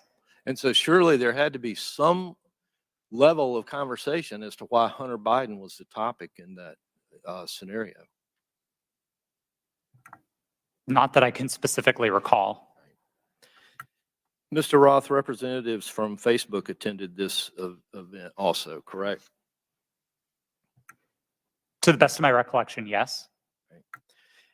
And Mr. Roth, the FBI had Hunter Biden's laptop nearly a year before it was uncovered by the New York Post and before the Aspen Institute event. Did members of the U.S. intelligence community participate in the September 2020 Hunter Biden hack and dump exercise? I don't recall. Mr. Roth, I'd like to point you to a sworn statement that you previously made. I believe this was to the FEC. You've given a sworn declaration stating that federal law enforcement agencies communicated that they expected hack and leak operations by state actors might occur in the period shortly before the 2020 presidential election, likely in October. Is this your statement? Yes, it was. And Mr. Roth, you said since 2018, you had been meeting with the Office of the Director of National Intelligence, the Department of Homeland Security, the FBI, and industry peers regarding election security, correct? Yes, sir. And Mr. Roth, you were told there would likely be a hack and leak operation occurring in October. Is that correct? I believe the FBI has objected to the word likely or expected, but we certainly discussed that possibility with them. All right. Thank you. Mr. Chair, I yield back. Gentleman yields back. Chair recognizes Ms. Bush for 5 minutes. St. Louis and I are here today to talk about the crisis posed by the power of private companies that operate social media platforms. Republicans are holding this hearing because of their ridiculous, politically motivated obsession with Hunter Biden. This is a distraction from their inability, again, to govern, and it hides the shared concerns raised by Republicans and Democrats alike about the vast power, impunity, and lack of accountability of social media platforms. There are so many examples of these companies responding inadequately or inappropriately in crisis that we have come to understand misconduct as the norm for social media giants and not an aberration. Social media played a key role in fanning the flames of violence on January 6th, on that attack on our U.S. Capitol. The impact has spread all over the world. Last fall, after Reuters reported that disinformation about Chile's proposed constitutional referendum was traveling 3 times faster on social media platforms than facts, several members of this committee wrote to Meta, Twitter, and TikTok demanding further action to reduce the dissemination, reduce the lies, reduce the hate. They did nothing. Ms. Gaddy, you were at Twitter on January 6th and asked repeatedly for a retrospective meeting to discuss what happened in the lead up to that day. Management told you, quote, it wasn't a priority for the company. Why was it not a priority for Twitter to learn lessons from January 6th? I don't believe you're referring to me. Apologies. I'm the chief legal officer. I did not make that statement. So who do you want me to? Okay, Ms. Navaroli. Would you mind repeating the question? Sure. On January 6th, you were at Twitter and asked repeatedly for a retrospective meeting to discuss what happened in the lead up to that day. Management told you, quote, it wasn't a priority for that company. Why was it not a priority for Twitter to learn the lessons from January 6th? I can't speak to leadership's motivations or why it would not have been a priority for them. What I can say is myself and individual members of my team repeatedly asked that we do a retrospective to understand not just what happened on January 6th, but leading into January 8th and the permanent suspension of the president. What can you say is Twitter's top priority? I can't speak to Twitter's top priority at this moment. I can say that, again, my team's responsibility was to balance free expression and safety and to ensure the safety and lack of harm for people on the ground. Thank you. Twitter's top priority seems to be to maximize its profit. The people on this panel were among the top experts moderating content for equity and safety at Twitter, and your concerns were consistently steamrolled by executives pursuing profit. We know this situation must change, but I would argue that the structure of these corporations ensures this malpractice will continue. These social media companies have shown themselves unfit to maintain a digital public square with almost universal usage and vast power. Their purpose is not to facilitate healthy, fact-based discourse. It is to aggressively pursue profit for their billionaire executives and shareholders. Even when they make a good decision about removing a post or a user, it is only to make a profit. This existential problem will not be solved by asking these for-profit corporations to tweak their approach around the edges. We need to re-envision what the internet can be. Digital platforms, including social media, are here to stay, but we need to make sure that they operate for the public good and not the private interests. We need to invest in better alternatives to big tech, and we need to establish public ownership and control to ensure these platforms serve everyone fairly. Thank you, and I yield back. Chair recognizes Mr. Perry for 5 minutes. Thank the chairman. I thank the witnesses. It's been a long day.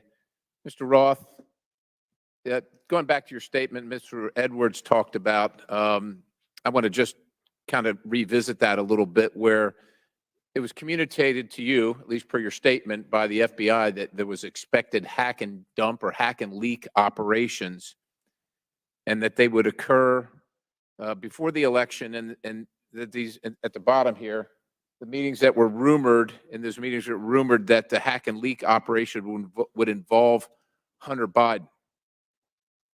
Subsequent to that, well, first of all, who told you that? Did you get that? Can you tell us where you got that information, if you know? The subject of a possible hack and leak was raised by a number of representatives of the FBI. Was one of them Mr. Chan? Elvis Chan?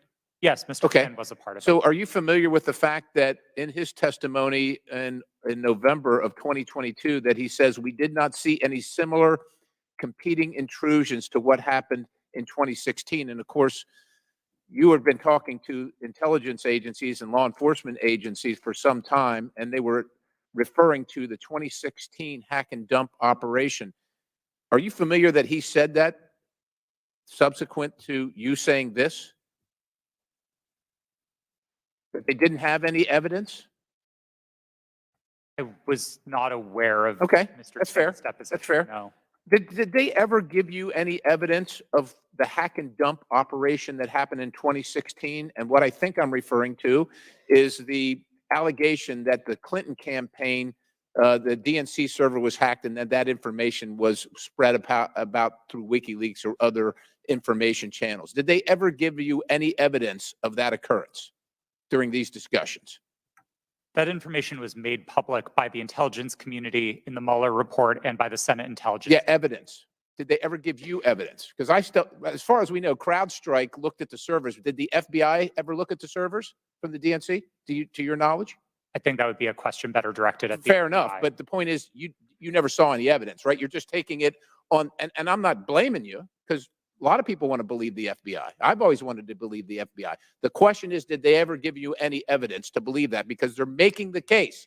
They're making the case that there's a hack and leak operation coming, and it's going to be about Hunter Biden right before the election. Did they ever give you any evidence?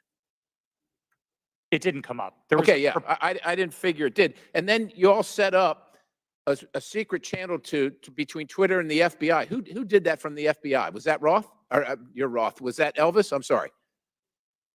Mr. Chan was a part of that work, yes. Yes, he was part of that. And so you set up, and you actually set up a war room as well, right?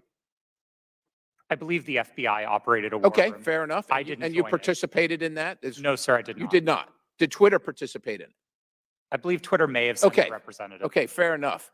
And then you did this table talk exercise about Hunter Biden and about a leak about Hunter Biden that would come out right before the election, essentially 10 days. And that happened in September, right before the election. And you participated in that, right? Yes, I did. Who facilitated that exercise? I know the Aspen Institute, but who facilitated the exercise proper? Was anybody from a government agency facilitating any part of that? Were they involved in the discussions during the exercise? No, I don't believe so, no. So they were just spectators. I wasn't aware that they were spectators either, but I don't recall exactly who was there. I know you don't recall who was there. Who facilitated it? Do you recall that? My recollection is that the event was facilitated by Garrett Graff, who was a member of the Aspen Institute and Aspen Digital. All right. Do you find it odd now, after the fact, and I know you've already testified here, that you don't see, to Mr. Sessions, that you didn't see that you were misled or potentially duped? It sure seems highly coincidental. Would you agree? It at least seems highly coincidental. Knowing that the FBI had the laptop, that the FBI set up the war room and the channel and told you, per your statement, that this was going to happen, do you find it highly coincidental that it actually happened and it was Hunter Biden at all? I want to be clear that my statement to the FEC does not suggest that the FBI told me it would involve Hunter Biden. That's a popular reading of that declaration, but it was not my intent. I think there is a coincidence there, and I really can't speak as to how that came about. Yeah, it's really coincidental. One last question. Did the CIA or the other governmental agency ever ask Twitter to look at something that violated Twitter's policy? I don't recall specific outreach by the CIA specifically. Other government agency is what it was called in the Twitter files. Yes, Twitter regularly received reports from government requesting review under our rules. So the other government agency, that one, did they ever request information regarding violations of Twitter's policies? The CIA. Gentlemen, time's expired, but please answer the I question. thank the chairman. Again, I don't recall specific contact from the CIA, no. Chair recognizes Mr. Burleson for 5 minutes. Thank you, Mr. Chairman. I've sat here listening. I'm glad to be last in rank. I get to listen to all the testimony. And what's become clear to me, there are a few things, and that is that the censorship efforts of the big tech, the intelligence community, and the media were all working in concert to affect the 2020 election. I find it unbelievably ironic, and I hope others do too, see the irony that people who were so concerned and hell-bent and worried about the interference of outside groups on the 2016 election became willing participants to interfere in the following presidential election. These three groups worked together, and it's clear, worked hand in hand to hide the truth from the American people. The fact that the FBI had the Hunter Biden laptop, heck, it was in their possession for a year before the election, is appalling. But that didn't stop them from spreading a lie and a bogus claim about it being Russian interference again. And you know, it's clear to me why they reached out to you, because they knew you would buy the lie. They knew that an organization with 99% of its employees donating to Democratic candidates and efforts would absolutely not look at any information with a jaundiced eye. You would take it as the gospel truth. And so they knew that, because it was clear from your tweets before that you have an opinion about the president, you have an opinion about the Republican Party. And so when all of that leading up to the October 14, 2020, when the New York Post published its story, everything was already in place. So, Mr. Roth, my question to you is, when 51 intelligence officials told us that the Hunter Biden laptop was Russian disinformation, the Democrats, the mainstream media, the president, all repeated this lie. Now that you know what you know years later, do you still believe that the Hunter Biden laptop is not real? Or do you believe it's real? Sir, I never held that belief. Do you believe that the story is Russian disinformation? No, sir. I didn't then and I don't now. Okay. I have a question for Mr. Baker. You started your role as Twitter's deputy general counsel in June of 2020, correct? Yes, sir. Who hired you for that role? Who specifically hired me? My boss was a person named Sean Edgett, who was the general counsel. Sean Edgen? Edgett, Edgett. E-G-E-T-T. And that's who you interviewed with? I interviewed with numerous people, but Sean was my boss. Anyone that comes to mind outside of Sean? Ms. Gotti, I interviewed with. You're saying other people that I interviewed with at Twitter? But ultimately, the hiring agent was Sean Edgen. I'm not sure exactly who made the decision, to be frank with you, but Sean was my boss. Okay. My next question is, when you were fired from Twitter in December of 2022, after the release of the first installment of the Twitter files, did you destroy any internal communications related to that first batch of the Twitter files? As I said in my testimony, I didn't destroy any documents, period. What reason were you fired? You'll have to ask Mr. Musk about that. That was not given. You were not given any information. He made a public statement about it in a tweet, but I think you would have to ask him for the precise reason. Okay, thank you. Back to Mr. Roth. Is it true that Twitter whitelisted accounts for the Department of Defense to spread propaganda about its efforts in the Middle East? Did they give you a list of accounts that were fake accounts and asked you to whitelist those accounts? That request was made of Twitter. To be clear, when I found out about that activity, I was appalled by it. I undid the action, and my team exposed activity originating from the Department of Defense's campaign publicly. We've shared that data with the world, and research about it has been published. Was that only in efforts against foreign entities, or were there any efforts against citizens of the United States? I think the nature of public social media activity means that anybody might have seen it, but my understanding was the activity was predominantly focused outside of the United States. Okay, thank you. And Mr. Chairman, I want to just say thank you for this hearing. I would hope that we would be asking for documents or in communications, whether it's on personal devices or private devices between these individuals and government officials. So noted. Very good. Thank you. Chair recognizes Ms. McLean for 5 minutes. Thank you, Mr. Chairman, and thank you all for being here today. It is a long day. I'm going to try and make this quick and easy. Mr. Roth, part of your job at Twitter dealt with assessing dis and misinformation, correct? Yes. Wonderful. How did you determine what disinformation and misinformation was? What's your criteria for making that decision? Twitter had established policies covering each of those areas, and I'll take them in turn. We used the term we actually generally didn't use the term disinformation, but we focused on platform manipulation. So behaviors like running inauthentic accounts out of a Russian troll farm, we would address as the behaviors that they are, and we would look for technical signs of that type of manipulation, and we would remove those accounts. So technical, it was all technical? On that side of things, yes. Okay. When it comes to misinformation, which broadly is a question of the content of tweets, Twitter would establish written policies. Which was? I'm sorry? Which was? Which policies did Twitter maintain? Yeah, I mean, I think what the problem with America is we have one set of rules for this team and another set of rules for this team.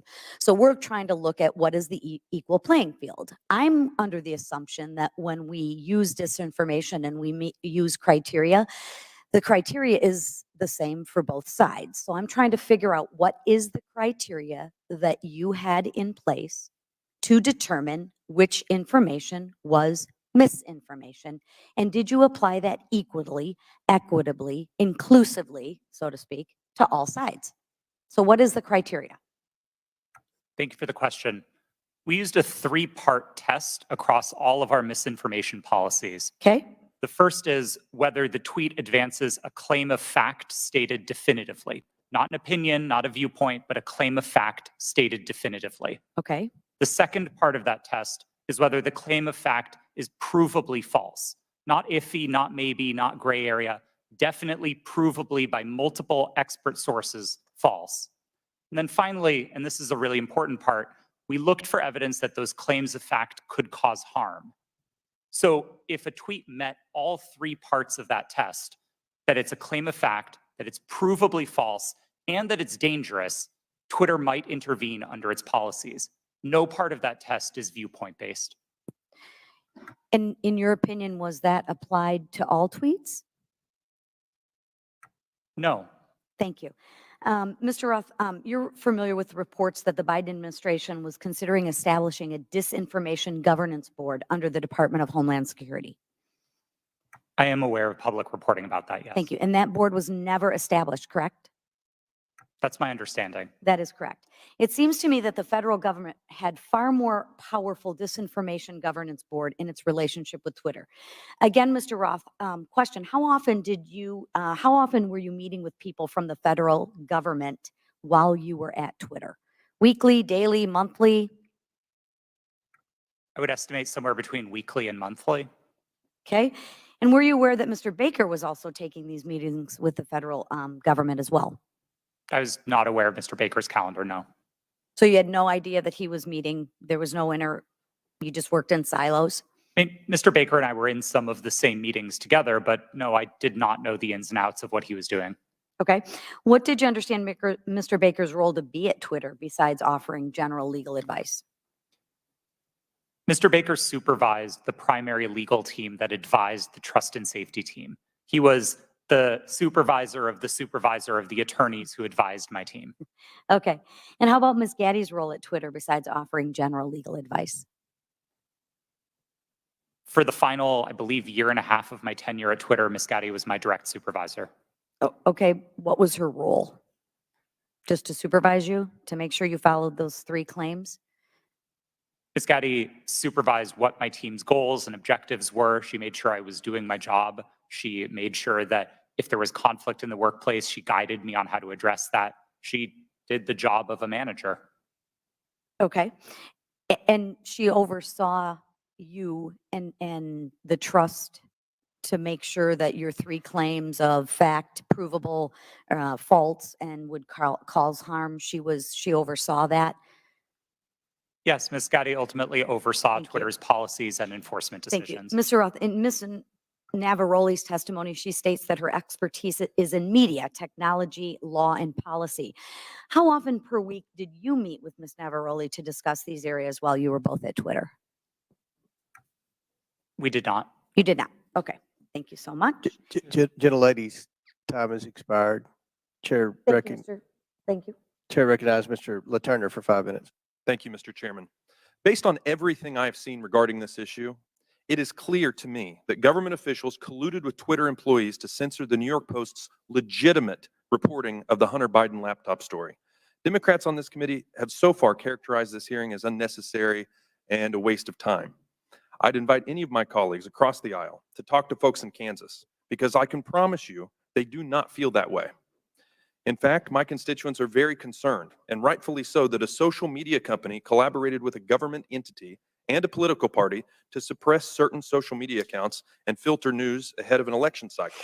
Americans deserve answers on this outright attack on our First Amendment rights, and I look forward to gaining clarity from our witnesses.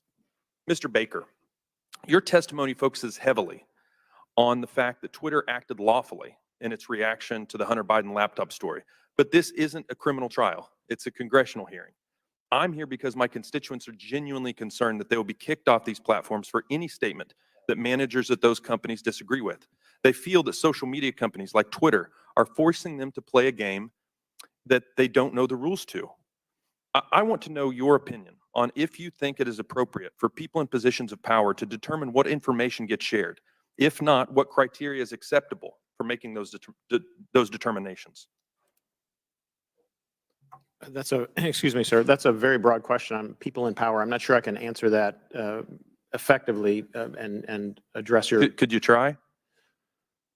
Well, I mean, the Congress is in power. Congress is restricted by the Constitution of the United States. Congress passes laws. Those laws impact how, for example, private sector actors exercise their power or spend their money, that type of thing.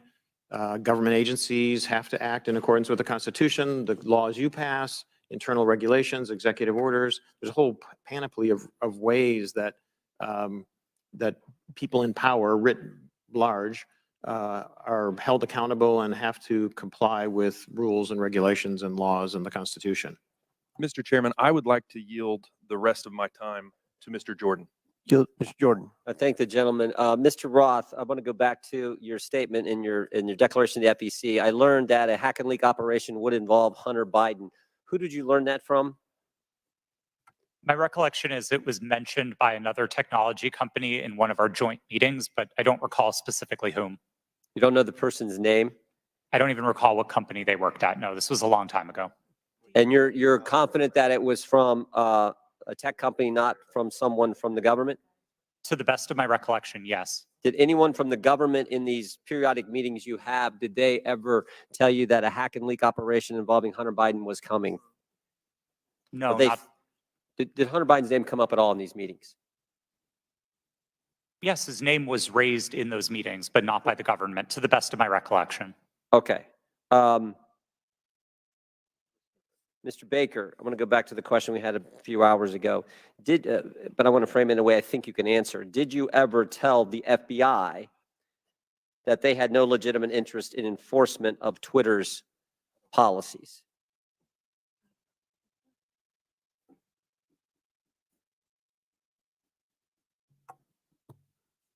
I don't think I I think I understand the question.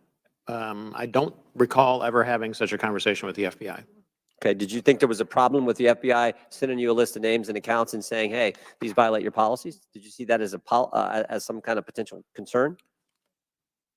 I was always concerned that the FBI adhered to the Constitution and laws of the United States, period. And you didn't think that crossed the line? Well, what crossed the line, sir? What I just asked you, that the idea that they're sending you a list of accounts that they say these violate your terms of service. Again, I'm making sure that I can answer the question.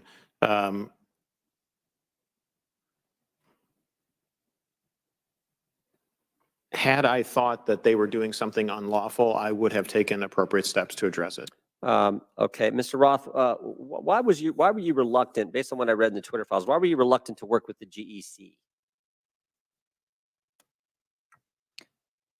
It was my understanding that the GEC, or the Global Engagement Center of the State Department, had previously engaged in at least what some would consider offensive influence operations. Not that they were offensive as in bad, but offensive as in they targeted entities outside of the United States. And on that basis, I felt that it would be inappropriate for Twitter to engage with a part of the State Department that was engaged in active statecraft. We were dedicated to rooting out malign foreign interference, no matter who it came from. And if we found that the American government was engaged in malign foreign interference, we'd be addressing that as well. Yep. Gentlemen, time's expired. In closing, I want to again thank our panelists for being here. I know it's been a long day. We apologize for the electricity going out. That's never happened in my 6 years in Congress. But before we close, the ranking member and I are going to have very brief closing statements. I yield to the ranking member. Well, thank you kindly, Mr. Chairman. Thank you to the witnesses for your endurance and patience today. I hope you don't feel as bad about the day as you seem to look right now, but it's going to be over soon. I want to start with a simple point that I hope will be sympathetic to you, and I began the long day with this. It's even more important now that we have members who are actually threatening witnesses with arrest and prosecution for clearly imaginary offenses, or at least offenses that might make sense in their minds, but I don't quite know what they would be. But Twitter is a private First Amendment protected media entity, and you make your own decisions like Fox News makes its decisions.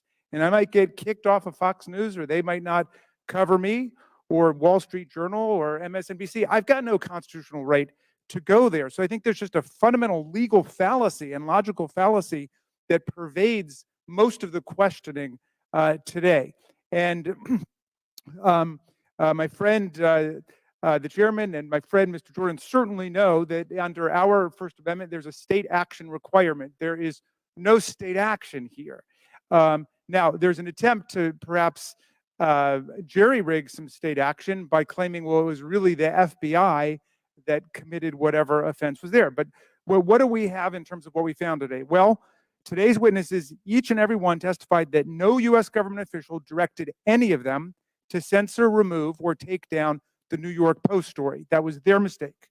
2, today's witnesses all testified that the Biden campaign did not direct Twitter to take action against the New York Post story. And 3, the whole hearing was predicated on the idea that the FBI directed Twitter to take down the New York Post story to protect Biden. But once again, not a single witness testified that the FBI even communicated with Twitter about the New York Post story. So to me, this has been a wild cyber goose chase all day. It has turned up absolutely nothing. But there was one serious point made by our witness, Ms. Navaroli, who said that the violence and the chaos that was wreaked upon this institution, not far from where we sit today, on January 6th, the attempt to topple a presidential election and install someone who had not been elected as president, was facilitated by Twitter and other social media entities. And at Twitter, at least, the brass there specifically rejected the pleas of employees to take seriously all of the signs and clues of coming violence in the insurrectionary action that took place. That's a serious problem that we're going to have to deal with at some point at a serious hearing, Mr. Chairman. I yield back to you. Gentleman yields back. I will conclude by reminding my friend, the ranking member, that you've gone through quite the transition at the beginning of the hearing. You, as well as many of your colleagues, said this was a conspiracy theory. After listening to the witnesses, now you say it's a simple mistake they made in suppressing the laptop story. Twitter is a private company, but they enjoy special liability protection, Section 230. They also, according to the Twitter files, receive millions of dollars from the FBI, which is tax dollars, I would assume. And that makes it a concern of the Oversight Committee. The reason that we've had this hearing is because the laptop has been mislabeled by many in the mainstream media as being Russian disinformation, and that started with Twitter, as well as being tampered with, and you had several people, including Mr. Goldman, that implied that it had been tampered with, even though CBS News and other credible media outlets. You mean mainstream media outlets? CBS? Yeah. You don't think CBS is credible? No, I thought you were just calling the mainstream media. No, no. Oh, okay. CBS News. CBS News has done a forensic audit that shows that the hard drive is legitimate and it was not tampered with. So these are misconceptions that are out there, and they started because of the suppression of the laptop story. The reason the laptop's important is because there's evidence on there that should concern every American about potential corruption, as well as evidence that would suggest that there's a possibility that this administration could be compromised because of the millions and millions of dollars that they've received from our adversaries around the world. We believe that's worth investigating. We believe national security is important. We had a hearing yesterday on our border. We believe there's a crisis at the border and it threatens our national security. We had a hearing today. We believe that we need to make sure that this administration is not compromised because of the millions of dollars that they've received from our adversaries around the world. That much of that evidence is contained in the laptop.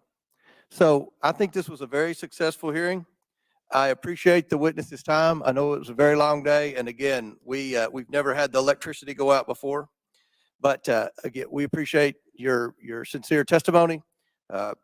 And with that, and without objection, all members will have 5 legislative days. Mr. Chair, I apologize to interrupt. I just, it's come to my attention that I have to seek your unanimous request in order to submit some additional documents. Without objection, so ordered. Thank you. Apologies.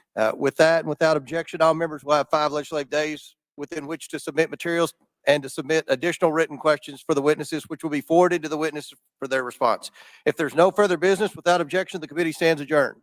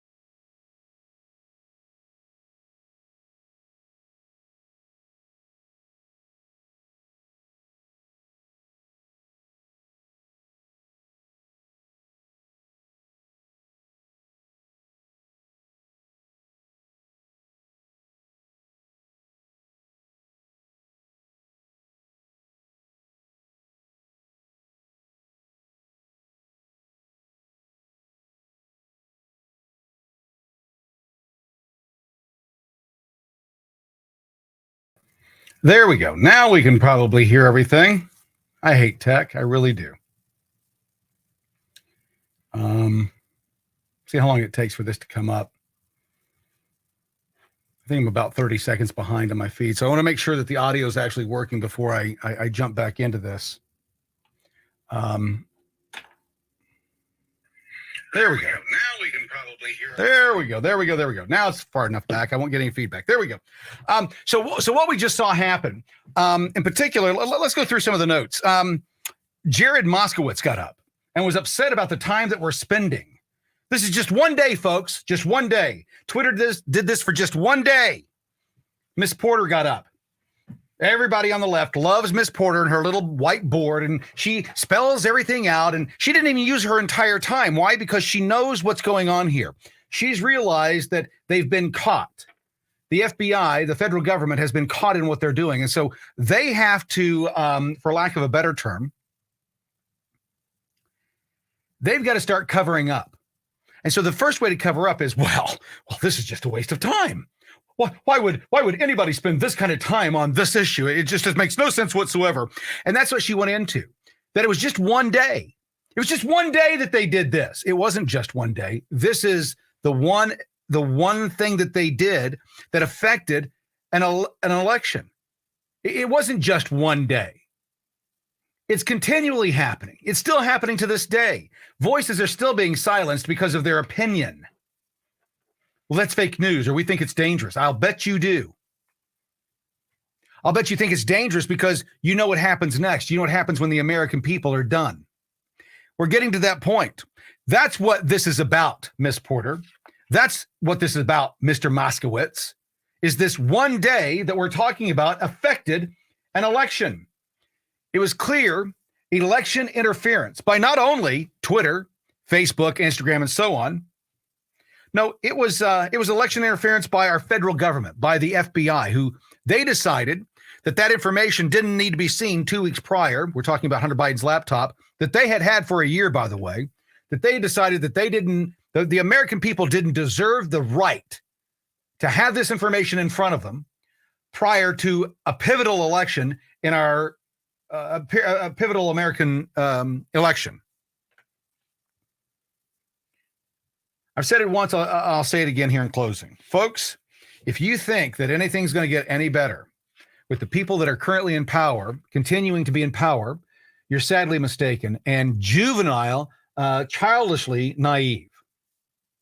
If you don't believe that they are going to keep marching forward and marching forward, people on the left are saying it's all right that they did it. It only happened for one day. What are you so upset about, Kramer? It only happened for one day. One day. It happened for one day. It's still happening at Twitter. It's still happening at Facebook. It's still happening on Instagram. It's still happening at TikTok. This is the tip of the iceberg. It's not, folks, it's not good enough to say, well, we made a mistake. It's just one day, move on. Why are we spending all this time on it? The fact that it could happen for 24 hours is more than enough reason to say, we've got to move away from this. We've got to find out who is responsible in the federal government, who was the ones silencing American voices, who called for that to happen instead of saying, well, I was just in a meeting. I don't know where it came from. I don't know what's going on here. I just did what I was told. How much of that have we heard over the last 2 years? I'm just doing what I was told. I was just doing my job. I don't know. Somebody above me made that decision, and I just did what I was told. Okay, well, who told you to do that? Because we've heard this excuse before. Remember, I was just doing what I was told. I don't have any personal responsibility. I can't say no. And then Mr. Roth, when he comes forward and says, well, when I found out that they were doing stuff that I didn't like, I squashed it immediately. Okay, got that. Did you do research into who made that decision and how we got there? Well, we did. We dug into it and we showed the world what we did. Did that stop things? Did it stop it from happening? It did not. Then I love that Jamie Raskin and the others went to the Trump story. This is from the New York Intelligencer, so New York Times. Trump White House asked Twitter to take down Chrissy Teigenburn.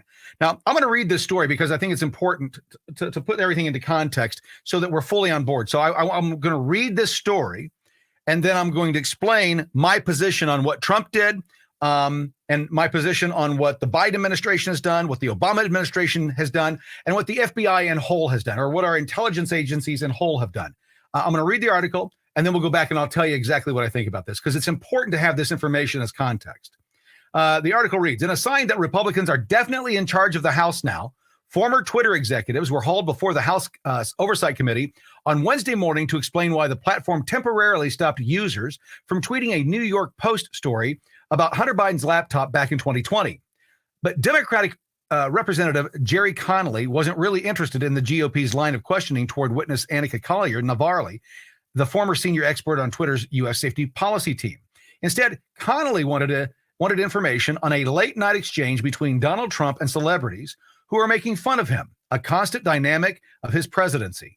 Connolly noted that in September 2019, Trump heckled two celebrities on Twitter, John Legend and his wife Chrissy Teigen, and referred to them as musician John Legend and his filthy-mouthed wife. An hour later, Teigen escalated the name-calling, referring to Trump as a pussy-ass bitch. Connolly then asked Navarli to refer. Let me see if I can get this out here. This story's not the case. Let's see here. Connolly then asked Navarli to refer to her to her notes on the matter, which stated that the White House immediately reached out to Twitter demanding the tweet be taken down. Navaroli said that she recalled hearing that and quote, we received a request from the White House to make sure that we evaluated this tweet and that they wanted it to come down because it was a derogatory statement directed toward the president. I thought, this is her again quoting, I thought, and this is Navaroli, I thought that was an inappropriate action by a government official, let alone the White House, Connolly said. But it wasn't Joe Biden about his son's laptop. It was Donald Trump because he didn't like what Chrissy Teigen had to say about him, end quote. Aside from proving Connolly's point about the hypocrisy of Republican allegations that conservatives' issues are being censored on social media, the tweet is further evidence that Trump can dish out insults with the best of them, but can't handle the jabs when they're hurled his way. Thankfully for him, Teigen deleted the tweet, and his now social network is less friendly to Trump slander. Now, here's the thing, folks, and this is important to keep in mind. I want to be real clear about this. I don't give two fucks who from the government is asking social media platforms to silence other American citizens. I don't give a fuck who it was. I don't care if it was Trump. I don't care if it was Bush. I don't care if it was Obama, Clinton, Gore. I don't care who the fuck it was. I don't care what congressional member, senator. I don't care. It's unconstitutional. Can we be any more clear about that? I'm so tired about the whatism. Well, your guy raped somebody. What about that? Yeah, let's get it all to stop. Isn't it time that we get all this bullshit to stop and hold everyone who's breaking the law accountable? Isn't it time that we do that? Isn't that time where we start? That's where the negotiation starts. That's where the plan starts, is talking to these people, finding out what happened so it never happens again. And the people who did it, regardless of what side of the aisle they're from, we hold them accountable. Does that make sense? Doesn't that make more sense than whataboutism and nothing ever happens and it just continues to perpetuate? Doesn't that make more sense to do it that way? I think that what we're trying to do is win. We've got to stop trying to win on both sides because there are no winners. The only thing that we have are losers. The American people who are losing their freedom of speech because, well, they don't say the right thing or they don't speak the right way, or they say something that offends somebody or hurts somebody's feelings. And for that, they lose their free speech. Your feelings are not mentioned anywhere in the goddamn Constitution. Constitution doesn't give you the authority to silence someone because they hurt your feel-goods. If that were the case, think about what's happened over the last 2 years, 3 years, 4 years, 5 years, 6 years, the last 6 or 7 years, the last 7 years of all the names that we've been called. Racist, xenophobe, misogynist, part of the patriarchy. We're labeled continuously on the right as being the most evil, vile deplorables on the planet. And we're just supposed to sit back and let our feelings get hurt? You see, there's what free speech does, and this is what people don't understand. If you have the authority, the right, and everybody does, to call me an asshole, but then you silence my right to call you a fucking asshole, what you've done is you've limited my ability to use speech.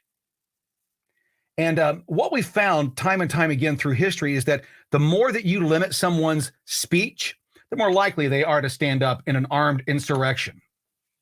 When you steal people's votes, when you steal people's voices, yeah, you'll see it happen. And that's historically correct across the planet.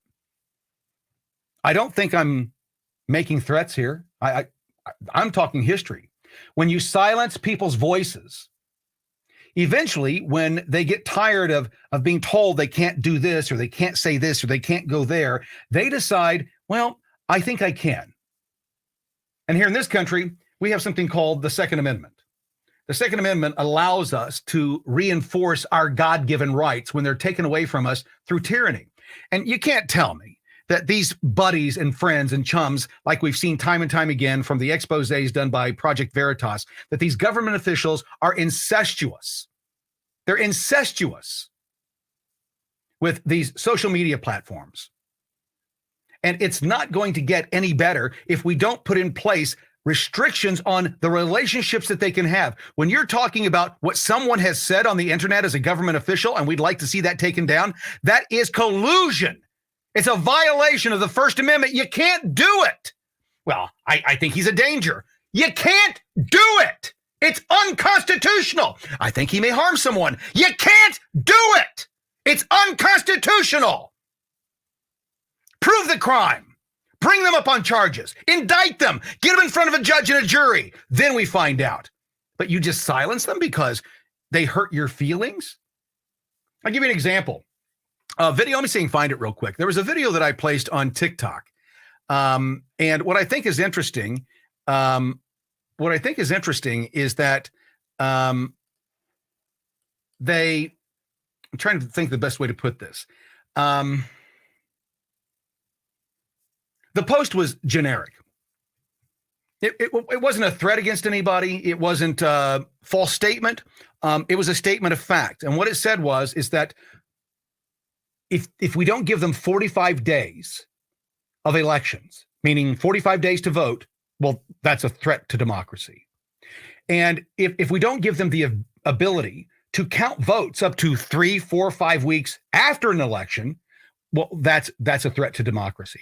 And if we want to force IDs, to make sure that the people that are voting are actually alive and voting, and they're human beings and not a robot or not a fake ballot or whatever. If you want somebody to really inform you of who they are, so that we know it's legally a legal vote, well, that's a threat to democracy. But if you want to find out what happened after the election, you're going to have to jump a bunch of hurdles. They're not going to let you. Why? Well, because that's a threat to democracy. Finding out how the election went, what went right, what went wrong. Let's dig into the details and make sure that what we just witnessed is actually 100% true. That's a threat to democracy. But if election machines don't work on election day, if ballots are improperly calibrated and they don't work, well, they got a chance to vote. No, they didn't. Not a free and fair election. They didn't. We saw it happen in 2022. In particular in Arizona. What happened there, folks? What happened? Kerry Lake didn't get a fair election. They had 45 days to vote, I believe. It's either 30 or 45 in Arizona. I can't remember what it is, but it's a long time. So election day lasts for 30 days, and then the vote count lasts another 3 weeks, nearly as long as it took to vote. And we find out in the process that a ton of the content, a ton of the material that we've learned since, well, the machines didn't work the day of. They don't see a problem with that. Well, you got a chance to vote. Yeah, it's not like everybody else. You see, it's equal protection under the law. The people who voted on election day, primarily conservatives, they show up to vote, and the machines don't work that day. That's interference. And it's estimated that in Arizona in particular, 68% of the machines did not work in Maricopa County. 68% of the machines had some type of issue in Maricopa County in 2022. That's the estimate at this point. Not confirmed, but that's the estimate. You fuck with any vote on election day, particularly almost 3/4 of the voting machines in a particular county that is most likely going to swing to the right because, well, that's what Arizona is. And all of a sudden you can't do that. You can't, trying to think of the best way to put this. You can't rely on the election day count because the machines may not work. Worked all month long. Didn't have any problems all month long. We didn't see any of these issues until election day.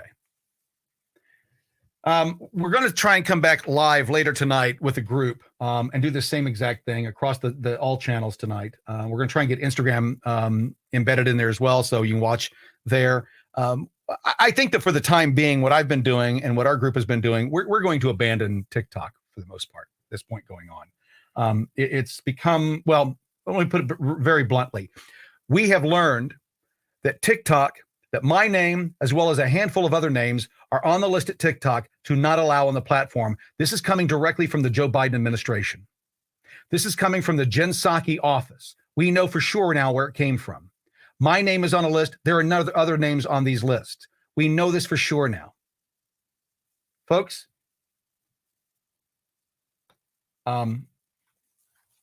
if you don't think that they're coming after all of us, again, you're being childishly naive. If you speak out against the government at this point, you are an enemy of the state. In America, that's not supposed to be the case. The state, their only obligation is to defend my rights. That's their only job. If you look at the Constitution, they're not supposed to be a Board of Education, the EPA, the Department of Energy. None of that bullshit is constitutional. None of it.